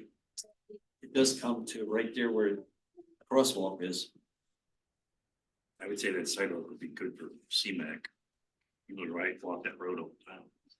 But that's why I think they're doing it quicker than moving it. Okay, so sidewalk is not an issue. Removal trees was talked about. We talked about the landscaping. All right, anybody in the audience want to address the board regarding this application at the corner of 364 and Lakeshore Drive? Okay, hearing none, let's, does the board have any other issues we want to talk about on this one? And sure, Lance has been making notes as we went along. Okay, this is a type 2 action for seeker. Let's put it together with the site plan resolution.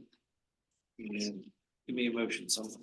I'll move to accept or approve bundle type 2 action for CPN 24061 and the single site plan with what do we have? I have 8, 9, 8 shown, but I had it, the 9th was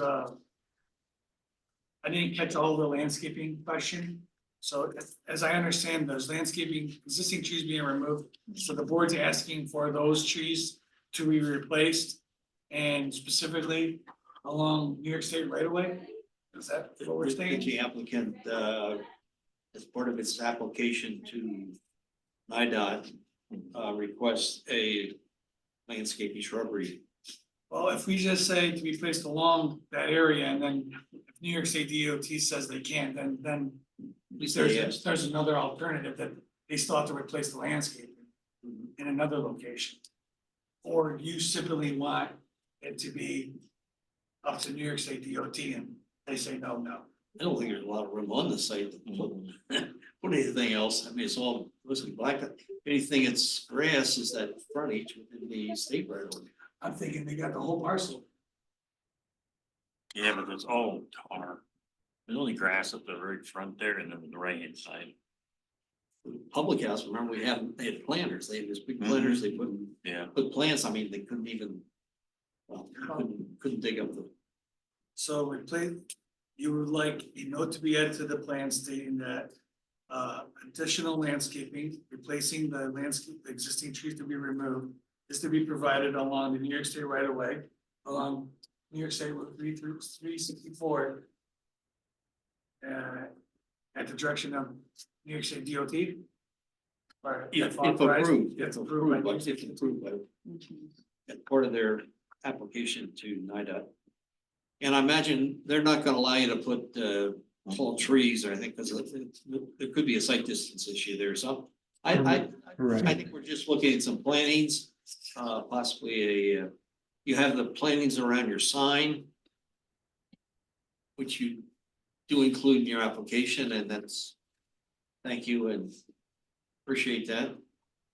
But we'd also, I think that it's kind of the gate, I don't know, I keep using this expression, the gateway to the town, because it's sort of where you're coming into the town, coming out of it, so it should be dressed up that corner. And then- See what you can do, Patrick. Yeah, no, we'll certainly have the conversation with them and propose, some landscape beds and, low growing shrubbery, things of that nature. And I guess just kind of see what they say. Maybe require some back and forth with, with NIDOT, what they will allow, what they won't allow, but, just like to see something there, okay? And then the tenth one was an access easement over the existing driveway, the neighboring property that crosses over into theirs is to be provided. I don't know if that was discussed or not, but I know we discussed it at PRC. I know there's an entrance there that crosses over onto this parcel. Doesn't appear that an easement's over it, so. I thought there was a fence right there. I think there's a fence right there. That's At the end of that parking lot. Where that road comes in from the trailer park. Yeah, so I think the piece that Lance is referring to is the sliver of the existing driveway that crosses over the corner of this property. Is that what you're referring to, Lance? correct. This. Yeah. Oh, this- that. Yeah. Oh, So we had the ownership group look into that. There aren't any existing easements in place, but we can certainly get those in place. Yeah. That was. that. And Oh. Building coverage to be added to the plans is that. And calculations thereof. yeah, and how they came up with that. Yeah, we can provide an exhibit map showing those calculations for him. So 11. 11? Now, Lance, question is, I mean, the gray area is the new area that's gonna be done, but the gray area doesn't include the handicap spots that need to be repainted. Well, So, I wanna make sure, I've been told so many times, if it's not on the plan, it doesn't get done. The line markings. Line painting. so. Yeah, all the proposed line work shown here will be installed as part of the project, including that handicap striping. I'm looking for you, Patrick, if it isn't. I Okay, think what Bob's saying is, it doesn't always get done, No, I get that. I'm sure it happens a lot, but no, that would be done as part of this project. Can't assume anything. Okay, so we got what, the 12 is the final count. 12 going once, going twice, okay. Scott, you made the motion, I'll second. okay, second. Further discussions, we're looking at a plan dated last revised May 17th. This is the plan we're acting on. So if everyone's in favor, say aye. Aye. Opposed? Okay, thank you, Patrick. Great, thank you. Will those approval conditions be posted in the cloud permit portal? Yes. Okay, great. All right, thank you very much for your time tonight. All right, next on our agenda, moving right along, 24/066. Mr. Swedman with the new site plan for the installation of landscaping on a graded path in the RLD district. Good evening, Jim. How are you? Hello, hello there. So tell us what happened out there. Hello? Oh, that's all right. We Yeah. can, I don't think that sounds good. Oh, it's not. Hi, I'm Jim Swetman, homeowner at 4103 Island Drive. And here to discuss hopefully the approval of a landscape plan in the back of our new home that we just finished building and got our C of O at the end of last year. And the reason for it is really to tie in the lakefront parcel as well. There's another drawing that shows the whole thing. Kim, I don't know if you can pull that up. There's another drawing that kind of shows the whole property, even though it's two addresses, it's one tax parcel. It's a it's like one. No, it's a site drawing that was approved back when we built the house. Let's see if we can. What else here? There it is. Yeah, it kind of, if you scroll down a little bit, I think there's another drawing there, or that's the only drawing. No, or just. There we go. It's a little slow, so Yeah, there we go. Yeah, so what it is basically is, you don't mind if I, well, sure. This is where the house is built on Linda Drive, it's right here. The house is here, faces east.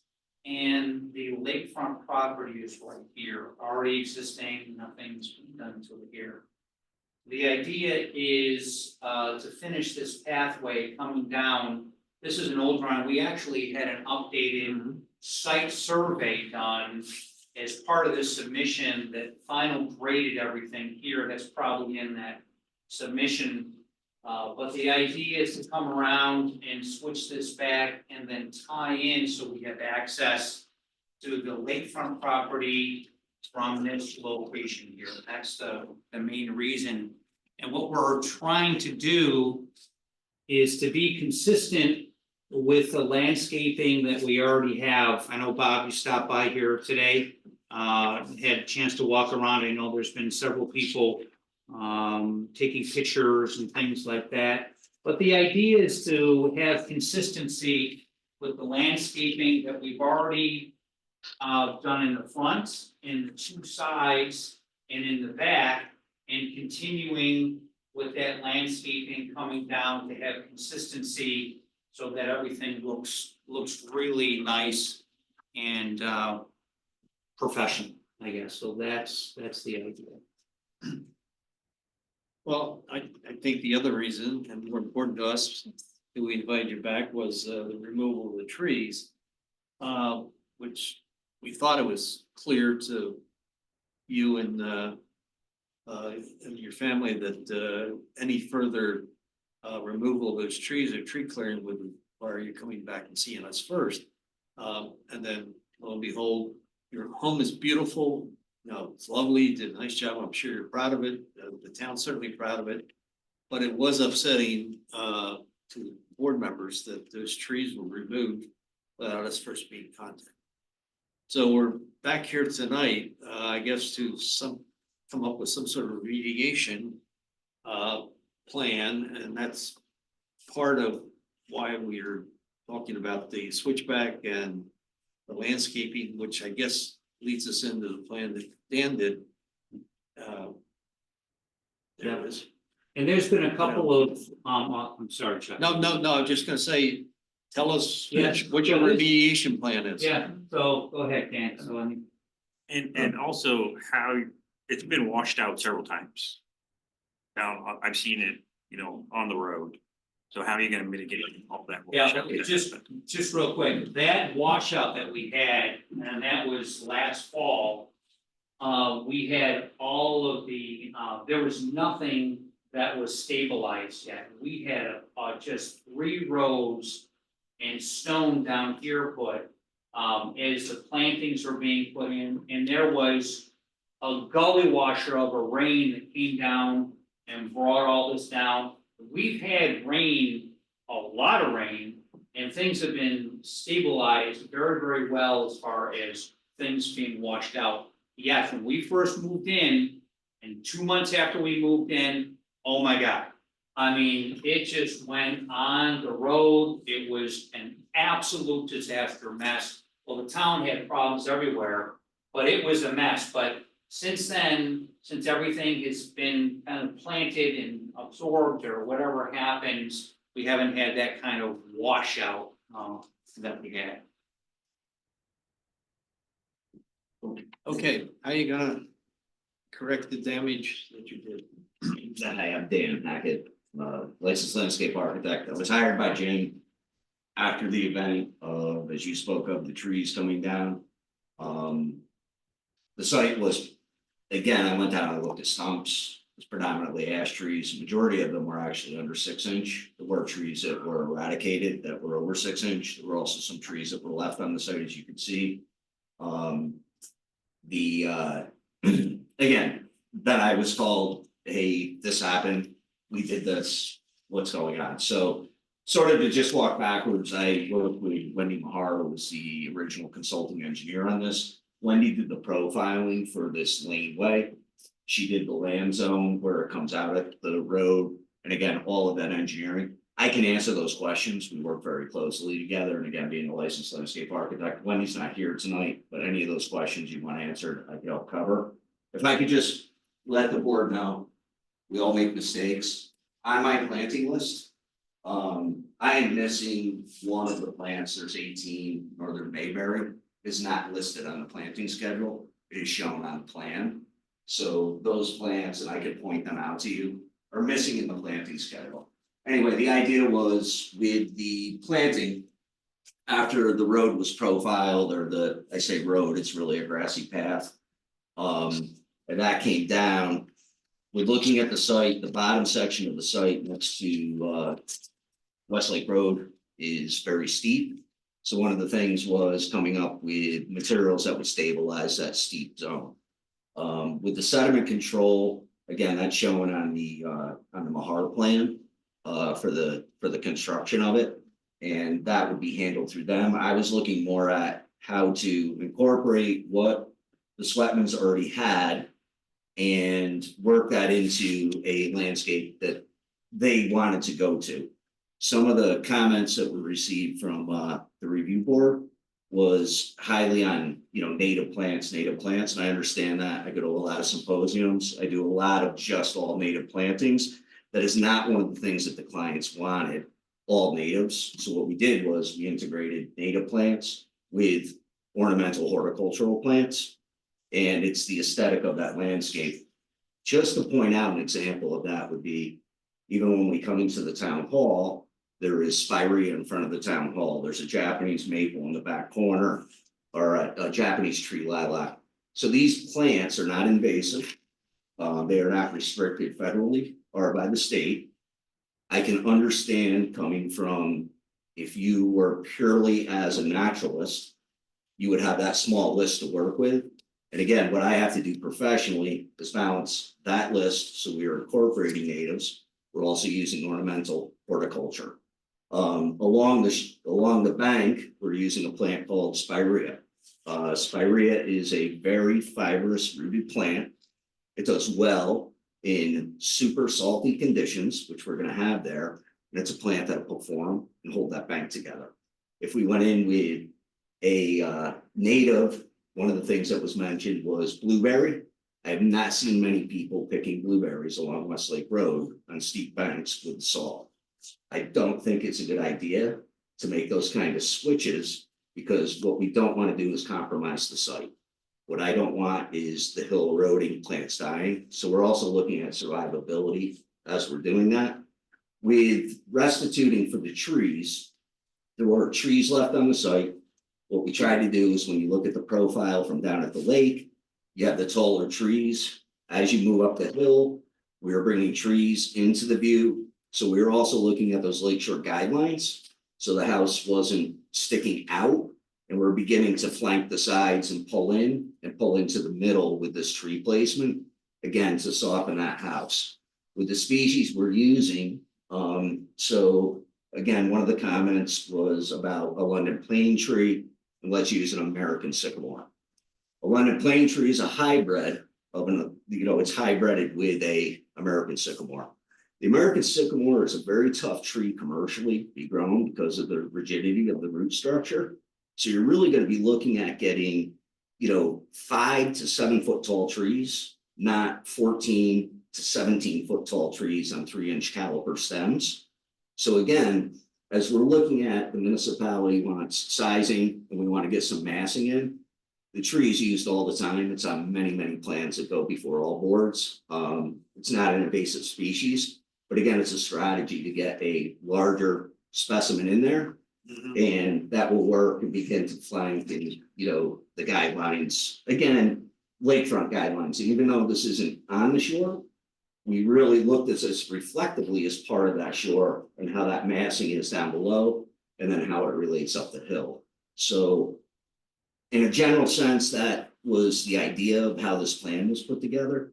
And, I'd just like to open it up to the board. I could answer any questions you guys have on stuff, and, there was one last thing, excuse me. On the grass species, obviously they're gonna do a cut grass coming down. What I'm showing is sort of secondary growth. It's called the Growlow fescue. A Growlow fescue is a grass that will get to 12 to 16 inches. Needs to be cut about once a year. Typically you cut it down, it just comes back. You can leave it up at 12 to 16.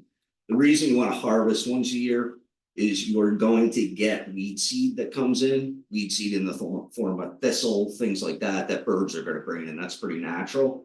And it is a deep rooted, drought tolerant grass. It's also over top of that infiltration system, which that infiltration system, when it doesn't have water in it, there's a lot of stone in the ground. It's a really dry location. So again, as we're looking at naturalizing, we're looking at water management, we're looking at all these aspects of how these sites develop. We're using less resource, we're using less hydrocarbons to mow the hill because that's only being taken care of once a year using deep rooted grasses. So again, it was a strategy that was used in this plan to come before this board and to look at it environmentally. So we're not just saying, hey, we want this great ornamental landscape. That's really not how this was put together. So I hope that helps a little and answers some questions, and I'd like to just open it to the board. So to summarize, you were referencing some of the ECB comments. Yes, okay. And are you saying that have the plans been updated to reflect some of those comments, like introducing, sparsely native, or because the latest landscape I think that we have was from April, May time before ECB? So this plan that's up here tonight Okay. represents what I just discussed. And in that hybrid, the only thing. Sorry. So you're saying the plans have not been updated to reflect the ECB comments or taken into consideration ECB comments? Yes, they were. What I am saying is that I read the comments from the board. Okay.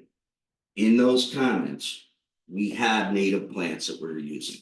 There's a balance between all natives, no natives, and we are in the middle of the road. There is one selection missing that isn't in that planting schedule, the only thing which is was that one bayberry. plant. So these are not all natives. They're not. Okay. There is from a variety standpoint, we're 40-50%. And when you say native, which they didn't define, so Myrica pennsylvanica, which is the one missing that's there, right? Is native to the northeast, that's Bayberry, grows from Maine all the way down to the Carolinas. So are they native just to New York, what grows in Canandaigua? Are they native to the northeast? How are they defining it? And there was nothing wrong with what they're saying. I understand what's trying to happen here. As a professional landscape architect, I do this all the time. And we want a balance of bringing natives pollinate better, the birds and the bees eat better, all that's part of it. And then we have a strategy of a client who wants an aesthetic landscape. And then we have soil conditions, watering conditions, root growth. So when they say blueberries would look gorgeous along the front of the hill, blueberries, they would look gorgeous, but they're all gonna die.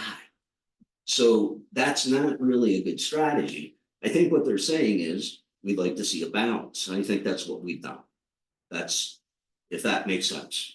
Does that answer your question? Okay. Yes, Thank you. that answers my question if the So- plan was updated since ECB, but yes. So what you just said is your counter argument to the ECB recommendation. This is not an argument. This is a discussion. Just Well, negotiation. They said they strongly Okay. recommend Yeah. that the planning board reject the landscape plan, and you Yes. said, I strongly recommend that you accept it. I understand that. I mean, they said that tulip trees, the roots rot. I've never heard that narrative before in my life. That's, again, so as I was told, people can say whatever they want, and I understand that. But just because someone says something, what they're saying is they want a strategy, and we're trying to follow that strategy and work within those parameters. If there's something that you say, we don't want this, because again, nothing is regulated by the state or federal government. When they say something is invasive, it's not on an invasive list. So the discussion points are a little shallow professionally for me, is what I'm bringing up with you. They also said that they should hire a different company. Which, when I read that within their notes, that's a very bizarre statement from a board making So, recommendations. I think, our board here, and please correct me if I'm wrong, is priority of protecting the lake and the runoff. Absolutely. And as a part of the site plan review, is that also fitting with the priority of protecting the lake and the runoff? And we do weigh the feedback of the other boards for our consideration, so. And that's what we're doing within the plan, so you know. So again, the water use being reduced, deep rooted plants, fibrous plants, soil stabilization, that is all part of the strategy of how the plan was developed. Amanda, there's already an underground catch basin system that we put in that catches all the water from the house, from the driveway, everything goes into that. Last year? And that system sits right here, this is underground system that sits right here that all the gutters go into. And that was part of the new home build. It's humongous. I spoke with Wendy Mahar, the engineer. We talked about having it meander more. Her answer was with the infiltration system, that's really not a good idea. And that system should be protected. So again, there were comments made, and what we're trying to do is discuss those and address those. Could you show me on the plan, there's a lot, but what is there currently today? I mean, I saw Okay, something, I saw a lot today. Yeah, so What is- currently today is really this from here, everything up is there, plus the tulip trees there. The tulips there, the red maple, I think it was over there on the left. There's a Japanese. Japanese red maple, maple, yes. and it shows just the grass coming down. Are there any steps coming down? There are no steps. That's awful steep. Again, if we went to Wendy Mahar's grading plan. Wendy graded the site and. I didn't check all her math, she's a competent engineer, she said that it was within the capacity of the walking. And honestly, with the width of that, I think what they're gonna do is probably drive a golf cart down there. To come down, stop and park on Lakeside and enjoy their lake area.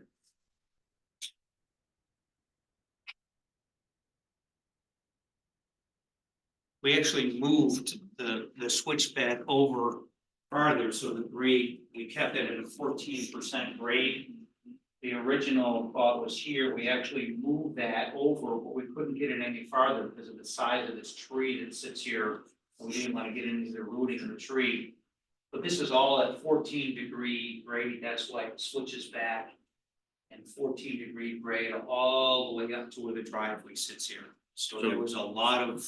14% would be not agreeable for a vehicle, you'd wanna be 10% or less. Yeah. When I spoke with Wendy, she said from a strategy, if it's a golf cart, they'd like to keep it at 18 or less. And again, I guess with the weight of the vehicle and how they operate. Walking, the hill is very steep to the north and south, there is a cut. So when you look at her grading plan, there's a peel back that's happening as you're coming up.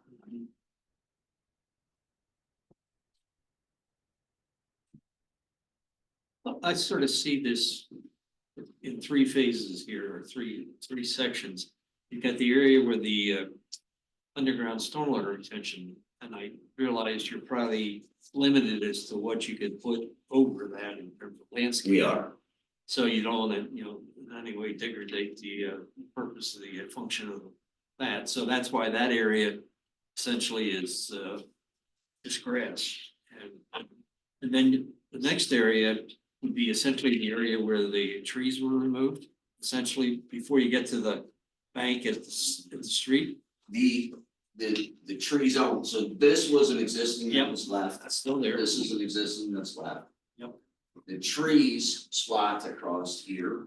Okay. I think one of the things, and this is me looking back, I wasn't involved in the preliminary approvals on this project. But when I look back, I think this is not being technical of another professional. There were gas lines put in and there were services. And it's very convenient well, maybe not convenient. It's people draw these little lines and they go, oh, we're going up through here, and they have these circly things, we're saving all this. When that machine comes in and it opens up with a 3-foot bucket and it's backing up the hill and ripping up, the two spots that went up the hill at the time that everything was done already had some trees out of that hill just by proximity to get up there. And when I look at the original site plan, it looks like it was gonna be this low profile operation. I don't know how they were doing it, and this is no fault of who drew it or this board or Mr. Swatman. I'm just saying that you cannot rip up a hill, put water lines in, gas lines, do all this stuff without creating root damage in a swath. And then what the remaining, when I was looking at the stumps, there's a concentration in here. So again, is looking at mitigating it, coming up the hill, Bayberry gets 14 and 15 feet tall. We're putting them in at about 5 feet on center. This is a mass of plant. It's got its wax. In fact, they could go pick them and make candles. Everybody's heard of Bayberry candles. The birds love them and stuff. So what we're trying to do is really get height from the road, the bank covered, good height coming up, sort of taking this out of play, not making it like a grassy hill. The size of the magnolias, there was a comment about that, they're slow growing. It's certainly not a tree that I consider a slow growing tree. I don't, again, know what they're looking at from a time frame, but that's a tree that gets, 30, 35 feet tall. It's already up on the bank. It's probably 17 feet of elevation from down here up to there. So we're looking at you know. This mass being up about 10, 12, 22. This is up about 45 feet. And it's really starting to mass out again. I think that this scenario, as far as massing, hiding the house, is more successful than what existed. What existed was single stem trees. You looked right up underneath them and up underneath Mr. Sletman's deck.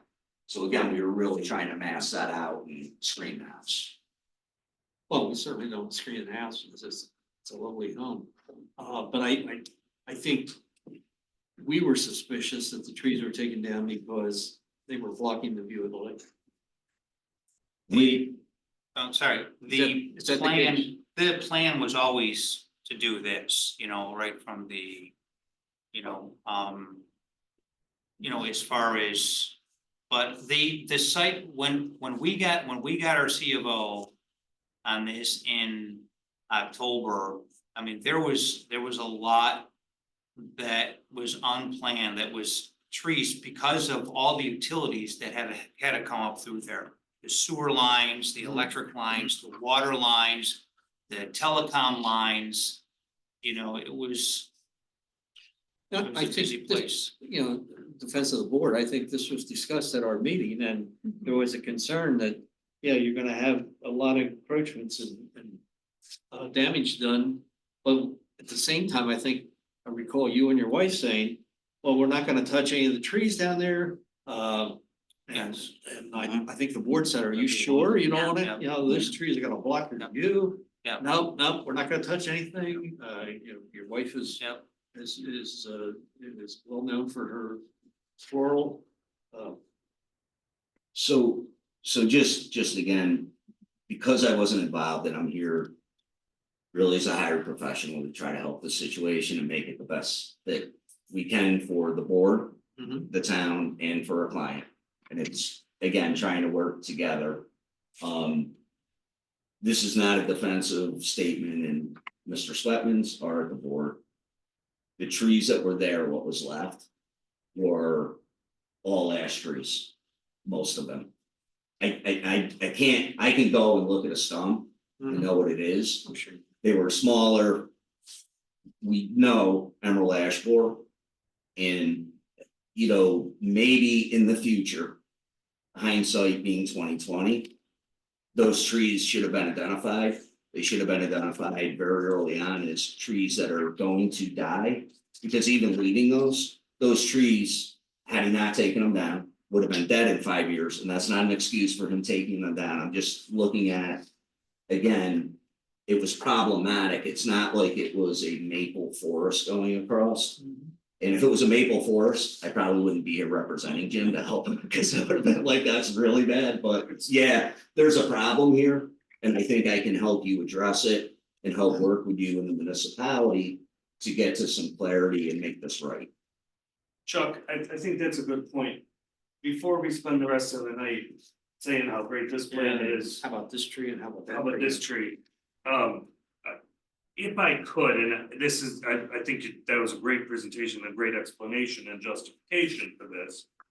But I feel like Amanda's question maybe wasn't, or I think what you were trying to get to, and I wasn't 100% responded to, through no fault of your own, obviously, but if you could just respond to the ECB recommendations. Is it true or is it false? Would you like to Plantings- read those? Yeah, I was just gonna say, planting schedule is almost entirely non-native species, including some invasive species. There's no invasive species. Okay, Okay, as far as the percentages, I guess we could run a math percentage. I didn't know the municipality had a math percentage. give me a ballpark. And in fairness to the Give me a board, ballpark on the math. if I could finish up. And in fairness, on the planting schedule, the Myrica pennsylvanica is not on there, which should be considered a native. I don't think that's an issue. So I think if you were to take a percentage, here's why your question is a little bit of a trick question. Some of these things are perennial, It was a true or false question. but you asked for a percentage. Oh, that, yeah, okay, So I got if you. you have. Yeah, no, If yeah. if you have a container plant that's this big and you have a lot of those. Are you counting plants and doing that as a percentage, or are you doing it as math? Because if I do the math on container plants, Give me I a would say percent, give me a 50, professional, 50. okay. And it's a ballpark, you're not, I'm trying to be in the you're middle. not swearing to that. We're trying to be in the middle. Okay. Slow growing, short tree species, magnolia, used in slope area. That will not sufficiently help to maintain the steep slope nor screen the view of the house. Again, it's a tree that's on that bank. When you add the height, and we just talked about that, and then you take a 25-foot tree and it's going up to, you know, 45 feet tall from the street level. I don't consider that to be small. And that's where the property is viewed from the street level. As far as slow growing, I do not know those to be slow growing trees. I think if you Googled it, it wouldn't say, oh my God, that's a slow growing tree. So I'm not sure Okay. what that statement was based on. No, and I'm not trying to, give me you're a professional, we want to hear. I Yeah, that's good. Trees planted should eventually provide as much screening as the trees that were removed were provided. You didn't see the trees that were there before, but Actually, I'm up and down Westlake Road all the time. do you know? I would say that this plan provides more screening because those trees were single stem ash trees. And now we are bunkering across the road. So we've actually provided questionably more, multiple hundreds times more screening than what had existed. Okay, grass path is too steep, straight, and may provide a path for stormwater to shoot out onto the roadway in an area that already has washout issues. You don't have to comment on the existing washout issues. Okay, so the path designed by Mahar is within standards for accessibility. The infiltration handles all of the water from the home and everything in the upper section. The whole lower section, it will go to the beds and infiltrate naturally. And again, it's a strategy of where it's even falling in the field where the infiltration unit is, that water's gonna infiltrate into that. So I think from the site condition that was there that I saw, where it's pushed down, we have increased the infiltration tremendously and handled the stormwater through the planting. Okay. And I guess, you know, there's suggestions. But I think it boils down to, can you do what, you know, maybe blueberries aren't appropriate, but are there appropriate native species that could be used instead of whatever it is that ECB didn't. Well, again, it's okay if the answer is no, if we look at the plan now and we have rather- natives, And us arguing the species. we have the bayberry, coming. The four of us are probably, I mean, we certainly respected the report of the ECB. They had some concerns. I think what I'd like to do is have Mr. Hackett and the ECB meet. Great. Okay, I know you have. I would rather not meet with them, and I tell you why. Because when I read that board recommended someone else who designs rain gardens, which we weren't talking about a rain garden, I find that an offensive statement by a board. I will meet with them, but you have to admit that's a little out. I just looked at it, maybe there's something that I'm not aware of, but in the meeting minutes, that's not what it says. It says percola, they should call it percola. It doesn't say that, but. It does say it in the minutes. It does stand about it. Sorry. Yeah, Okay. Kim, would you be willing to meet with Mr. Hackett at the ECB? And your next meeting is July 11th. So what would the resolve would you want? Are you saying We would have. you we would only have want native something- landscapes? Is this, everything has to be a native plant? That's No, what I'm no, asking. Not saying. I think the argument you may hear this evening, the ECB did not have the advantage of hearing what you said and your justifications for what you're putting there. And I think once they hear what your justification is, there may be some give and take, and we can come up with a plan that we can look at, and through our novice abilities to judge species and plants, we'll have the recommendation of ECB. It was sort of merger of your thinking and their thinking, and everybody's in agreement, and we can come up with a plan. That makes sense? You're the board and that's the direction you wanna go, so that makes sense. Well, I think we owe it to our ECB to have them look at this again. Yeah. And again, I was more upset about the scar that this thing left on the hillside there, and you said it's only visible from the road, but it is visible from the lake, and it's, I think along the line of what you're proposing, I think would certainly work. Concerned about the steep slopes down along County Route 16. I think certainly put more than enough shrubbery and plantings in there. And to maybe remediate or reinstitute a deciduous type situation in the area where the trees were removed. That middle section, which we're proposing, and maybe give or take add a couple other trees, that would work. And certainly we know the reason why you wouldn't be doing anything up in the detention basin or the subsurface basin area because of how it's affected. So I think we're going in the right direction here. I just want to make sure we give the ECB the opportunity to Sure. Look at this, and maybe you can educate them. It just interests me enough to.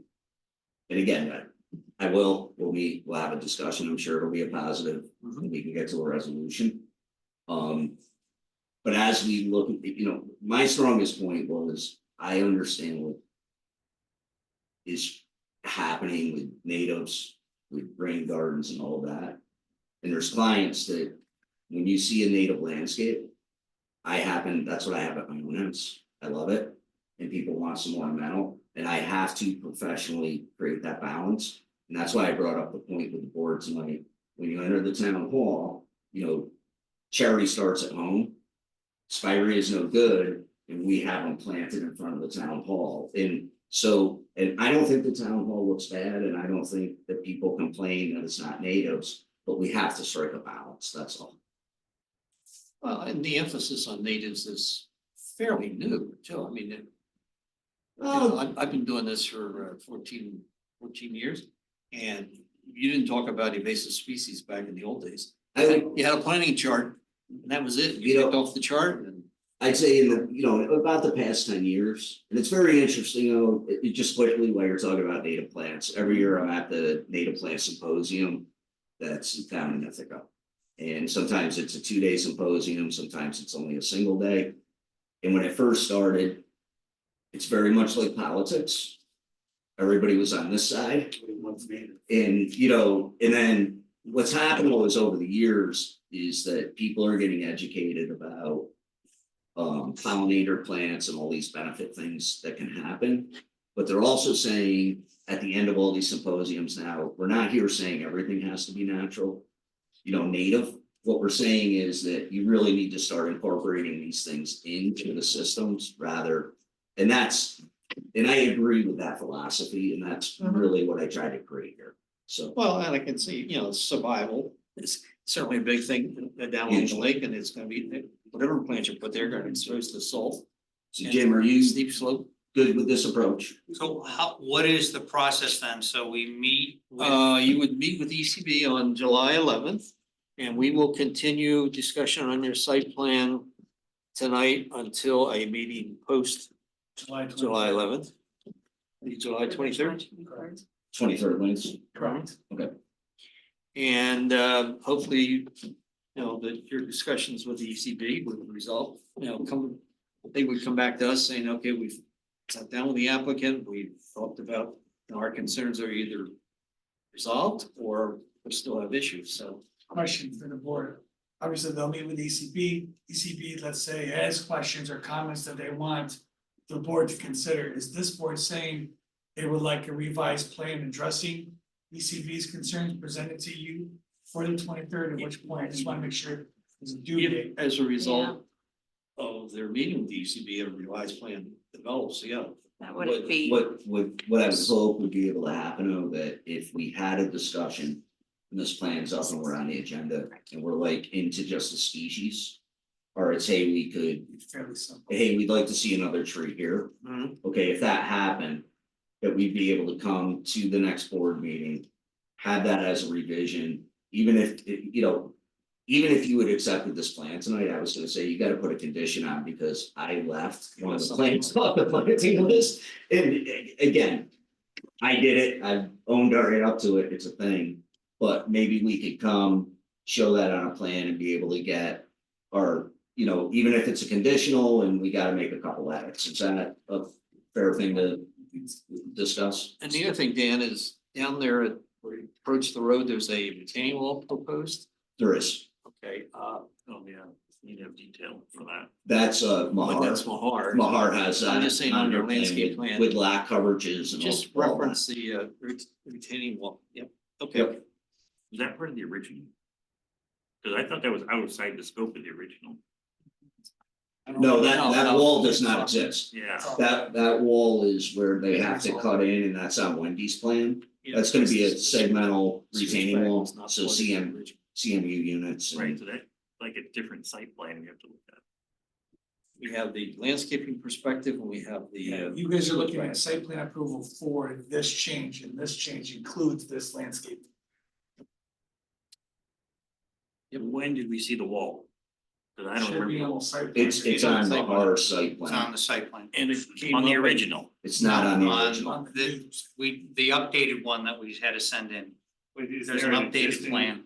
Retaining wall? No, No. There's a proposed. retaining. And it's 4 We foot had high. the property it's- completely resurveyed and everything for this meeting. If you go to Mahar's plan, because she did the lot coverage. And one of the concerns was lot coverage, and where are we? And she redid all the lot coverage calcs and said, yes, you need the retaining wall where you're coming in, and did her calcs based on that. Well, the lot coverage really didn't change much because it's grass. So the grass has to be at the retaining wall. So, yeah, I really didn't even think of the. lot There's still a coverage. profile of, like, if it's a 10-inch wall over linear feet, that's gotta be counted, and she did look at that and counted that into her calcs. And it's a 4 foot wall, and I think code requires a detail if it's over 3 feet. You brought that up in Zeal. So, okay, so, Well, Jim, you'll be able to get Wendy to supply that? okay, If it's not on that drawing, I didn't look because that was outside of my wheelhouse on this one. So. I was gonna freak you, sorry. well, I think MRB is gonna wanna see the detail of the wall. I think the town's gonna want it by BDC detail. Yeah. Or- It's virtually, it's a Okay. segmental retaining wall. The walls that were used up top, that got seeded. The seed's not really growing on those right now, so we're gonna go in and plant, like. Some vines, we're looking at trying to get some stuff to grow on that green wall. It's just too vertical, and the grass, the way it's supposed to, is not growing for them, so, we're trying to enhance that a bit. Down here, I said, why don't you just use the, concrete retaining wall block, and that green wall's not gonna be successful. So proposing to continue the application to July 23rd board meeting. For point of reference, Mr. Sweatman, if you had Wendy Mahar revise the plans, that revision should be submitted by July 16th. Okay. Okay? Yeah. Or any new information. Granted, Mr. Yeah. Hackett, as you review with the EC board, whatever comes out of that, whatever you can do prior to that Yeah. date, I think is what the board's like. Sure. Okay. And that's July 11th, correct? July 11th board meeting, July 16th submission date, July 23rd planning board. But it's the EC board. Correct. What time is that? 8 o'clock? 5. 5? Oh, I like that, that's better. Alright. Great for the motion. I was just one thought I had, and I checked my notes. Where those utility corridors went up the hill, are you proposing any plantings on top of those utilities? For the purposes of, Actually, where they went up, Yeah, the trees were placed off center lines where the utilities are going up. And then along the southern property line. Yep. When Mr. Sweatman was doing this, there's a sewer easement. And the sewer district came out and spoke with Mr. Sweatman and said, we have no problem with you planting there, knowing that if we ever have to get at that, you have to rip it out. However, they said, we do not want you to penetrate the ground further than 18 inches, which was perfect. He took all those plants that are all burned up. So they were sort of pocketed in and then worked around so that screening could exist in privatizing the neighborhood. And then you got the gas line, the gas service comes up that side too. Yeah. The gas service comes up. In the original plans, it was kind of odd. It showed that there was a gas line on the west side of the road, but it's not. It's on the east side of the road, and all the tie-ins are on the east side. There's nothing. The original survey showed it that way. Okay, Yeah. I'm ready for a continuation motion. I'll make, Okay, go ahead. I'll make the motion to continue to our July 23rd meeting for 23-109. Second. Or excuse me, I'm sorry, I said the July wrong number. No, I said the wrong CPN, 2466. I had my other Okay, notes in front of me. It's So the we'll go 23rd or to- the 26th of the. 23rd. 23rd. The two Thank meetings, you. the two Okay, meetings that you thanks. guys will be at will be ECB on July 11th. And the planning board on July 23rd. Thank you. Okay. Have a nice night. Thanks, Hollis. Okay, we're down to CPN. An oldie but goodie 23-109. I said this number. Walter Turek. It's property out at, many properties out on, what's one property? Have a nice night. Thanks. Thanks. 50-51, 16. Hopefully to final. Yes, indeed.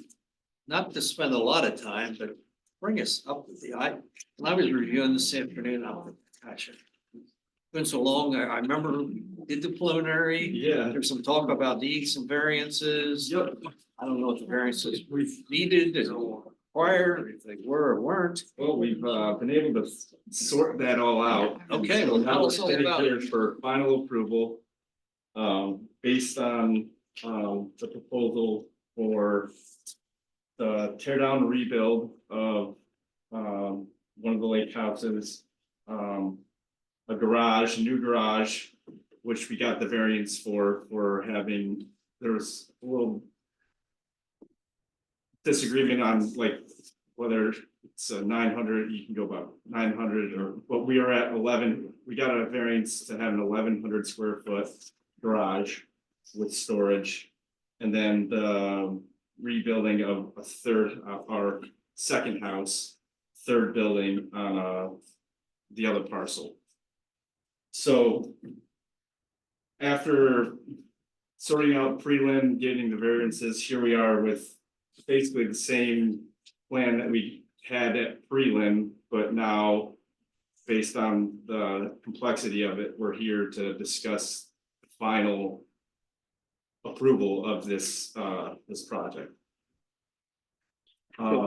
Is there anything in particular that you'd like to discuss that you may have forgotten what's happening? I mean, we have another driveway coming to the. That's what you didn't mention, that's what. Yeah, Sure. the other additional driveway going to the adjacent parcel.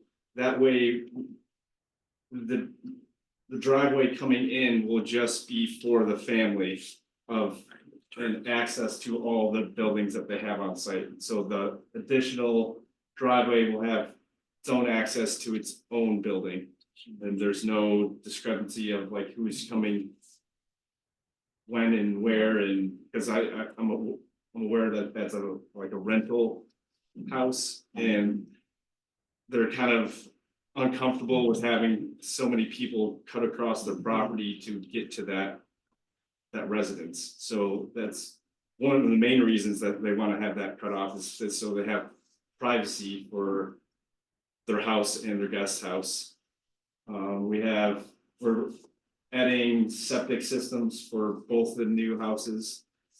We have provided new drainage, and we have been in conversation with MRB to make sure that what we're proposing is the proper mitigation for all the stormwater, both off-site and on-site. We have a landscape plan as well that kind of goes with the standards of the shoreline guidelines. I'm not sure if I'm missing anything, but that's the gist of it. I mean, Okay, Moving to a question, is it a private drive now? Not a driveway? I believe. That's, It's a shared access. it's a shared access Okay. drive. It's not a private drive per se. How long is it then? Do you have It's, fire department turnaround?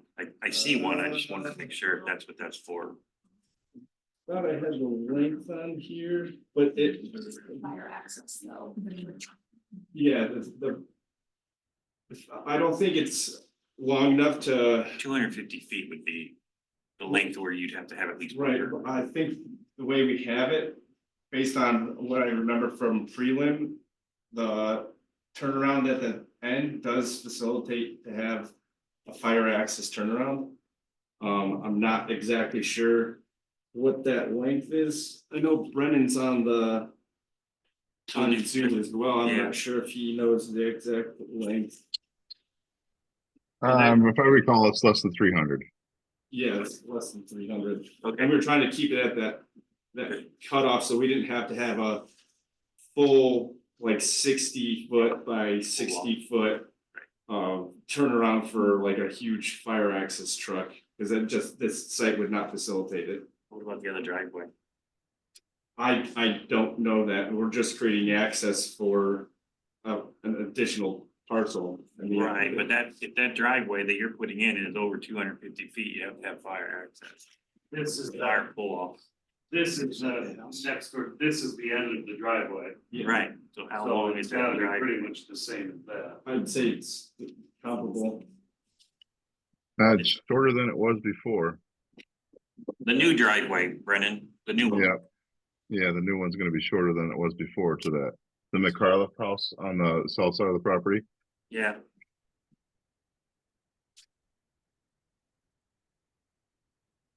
I can't tell you if they have a turnaround there. And I seem to remember it being less than 300 feet, that driveway also.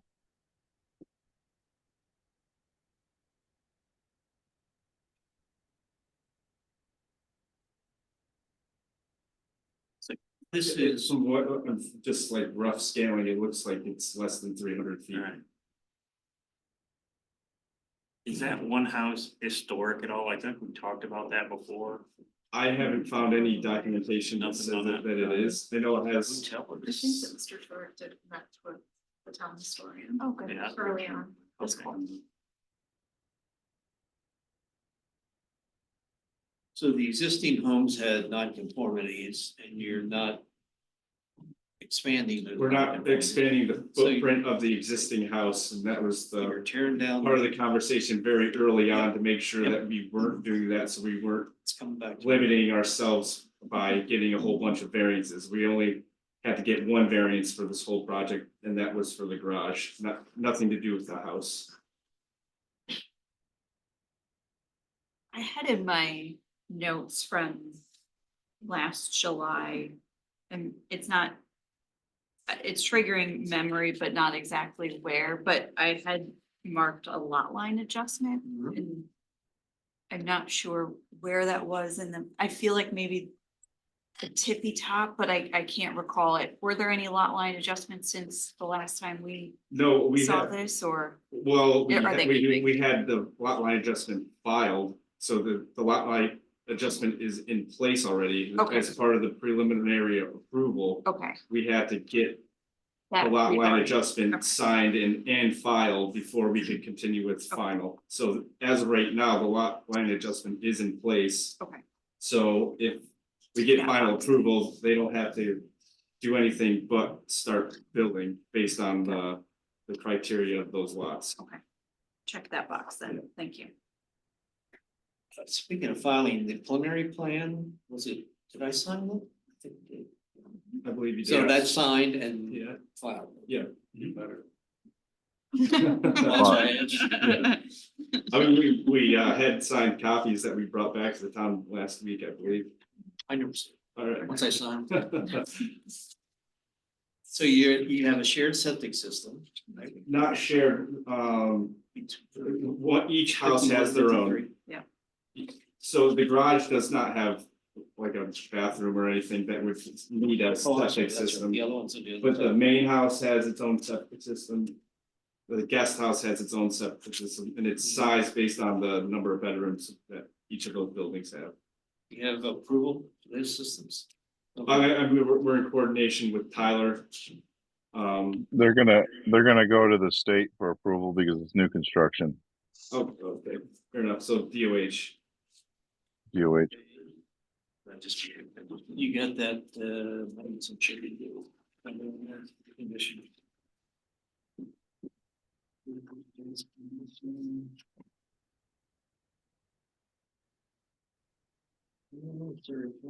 Watershed. Design of the, that number 8. But I guess we gotta check the DOH in.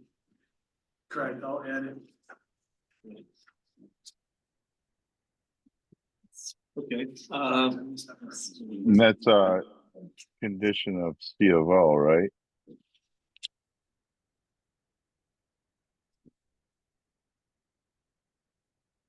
that's a read, I'm sorry. I'm just rereading the. What's number 8?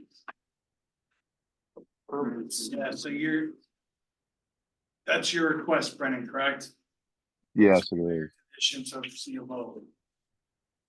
Because I got a year to coordinate with the state. Yeah, we realize what your situation, I just wanna see from the town's end, has that caused any problems? With Murph in terms of- We've had a couple projects that I think the town's received direct comments from the agency reviewing, suggesting that you not approve it until they've completed their review, which led to some conditions changing. We have not received that on this particular project. They're keeping up the pace, they shouldn't. So again, as I said before, say again, if you wind up with a house that's built. And the septic system that's not approved. You don't get your C of O, that's all. That's the. Understood, thank you. Yep, that's a Yeah. risk. Property checks.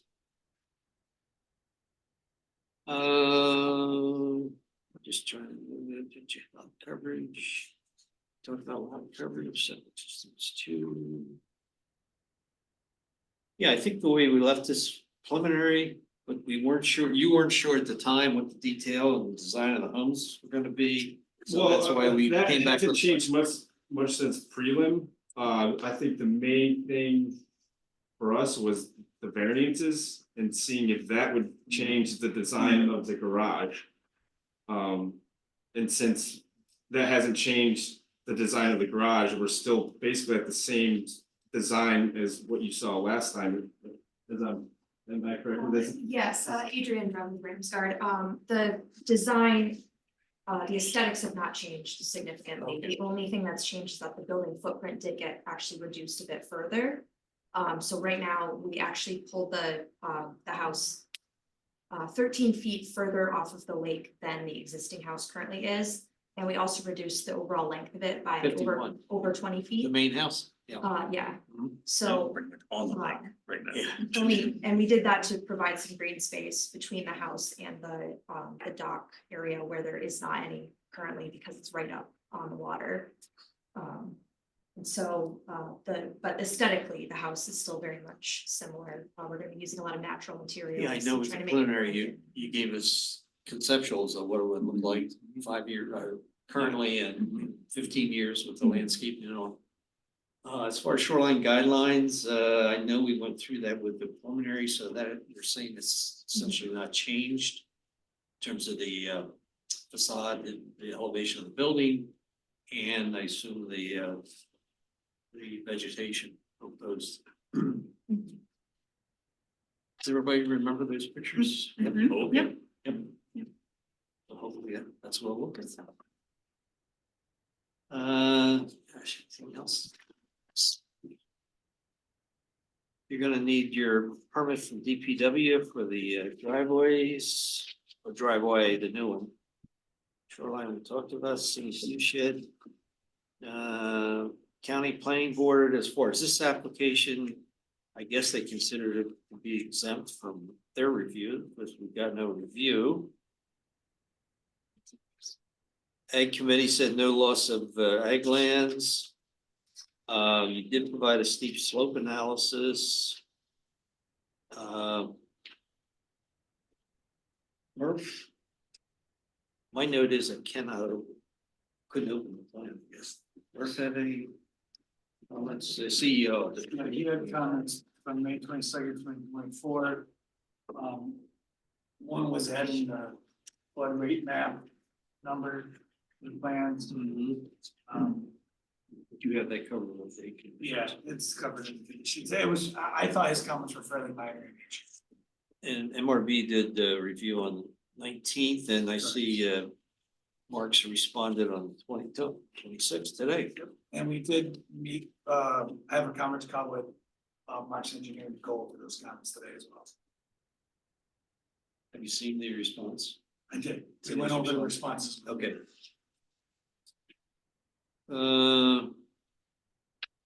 ECB? Oh, did you look at the final plan? I don't have any notes for.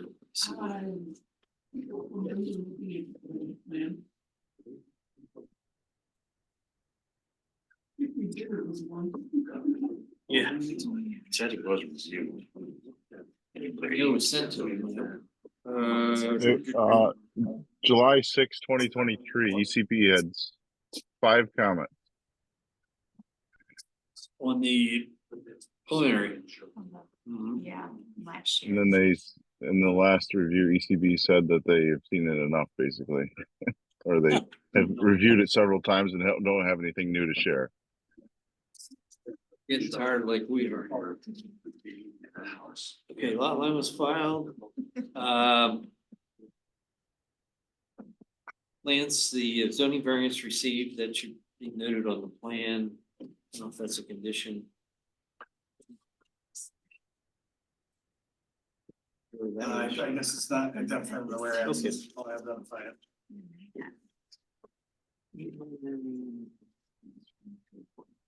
Shared driveway, easement documents.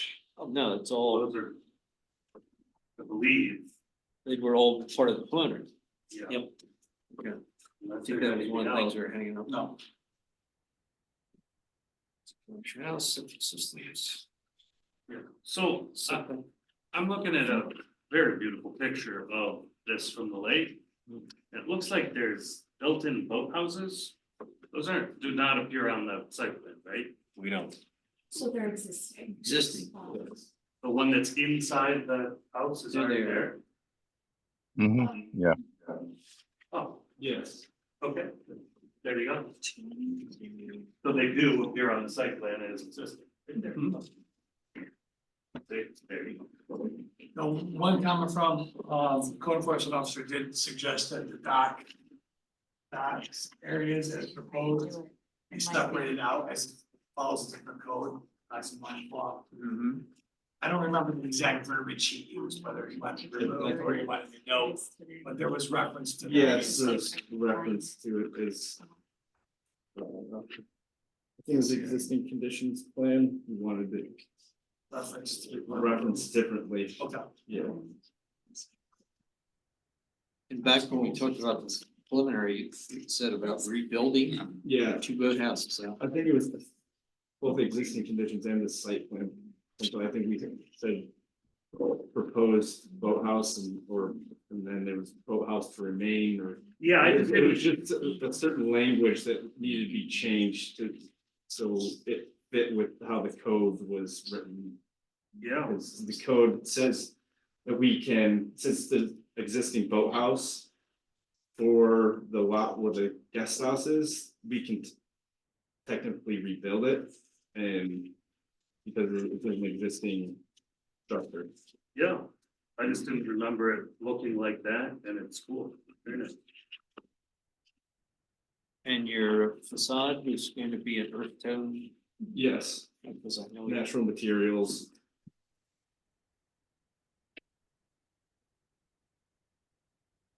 Okay. All right, anything else? Anybody in the audience? Whatever's left of the audience. This application. Okay, we wore everybody out. They dropped off.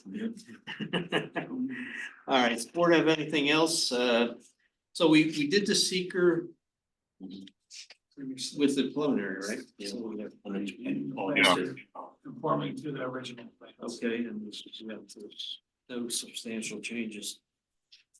So I guess we're down to the final site plan resolution.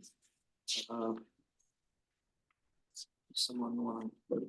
Sure, I'll move to approve CPN 23-109 at 5051 County Road 16. Lance, more than 14? What's the 14th? I'm sorry. Department of Health, which, So Septic Department of Health, we added to number 8. okay, So number 8 is being revised to state prior to the issuance of the CFO. And then it's gonna add New York State Department of Health to that. cool. So we have 13. So 13 in total. Variance to the point. And then I'll add a whereas Oh, up top. to the that identifies that this had received variances from the CBA. Including the, it should have been in there. I apologize for that. I second. Okay, got the motion and second. We're looking at revised plans from May 17th. That's the ones we're approving tonight. With no other additions or revisions, okay? Motion, all in favor? Aye. Opposed? Okay. The final. Thank you. Congratulations. Thank you very much, guys. Appreciate it. Have a good night. All right, we got a couple extension requests. Since Anthony's here, we'll do his first. Let's go to 5200 Foster Road. God's country. And they're requesting a 90-day extension on their subdivision approval. And I think there was sort of justification in the plot permit, they filled out the form. And Anthony, since you stuck around, do you? Yeah, the wanna only get the thing board that an was update is what's holding one you? thing we were waiting on was the right-of-way agreement and maintenance agreement on the private drive. That was it. We were trying to get back, we have a deal that we're trying to work through with right now, and that was the last piece. Some attorneys were going through it. So it's the preparation of the agreement or? It's the preparation, filing it, in Chris order to hasn't put it seen it on. It's the preparation, filing it, getting it on the map for everybody to see and then sign off. Because the new library page will have to be on the map. Chris, is that something you look at, right? The I believe so, it's condition and then Yep. assuming. it's- so you Our attorneys wrote it, Your it's attorney finally preparing finalized, it. it just took them a little bit so you longer. think than- everything can happen in the next 90 days? But so the two attorneys presumably have been going back and forth, Yes. saying, we'll agree to this, we'll agree to that, and then they'll give it to me and I'll say, yeah, this is terrible, why don't you guys start? No. Who are the two attorneys? And have you It's filed Don this? Cheney and then, I don't know, It's probably. we've seen it before. And you It's filed pretty much site the same. site plans? You filed an overall site plan? There is a site plan that was applied for last month, but it got kicked because of this. The PRC. So you will be seeing that the next round. I know there's been some discussion on how to proceed. I think conversations have been preliminary overall. It has to be filed by the 12th in order for there And to then keep it. file with the final after that. Yep. Two stages. So in order to be, it has to be filed at least by the 12th in order for there to not be delayed. Okay. Someone want to make a motion? If And I'll make the someone- motion to approve this 90-day extension to CPN 23-86. I'll second. Subdivision. Sorry. I called the pause was the end, period, not comma. Okay, sorry.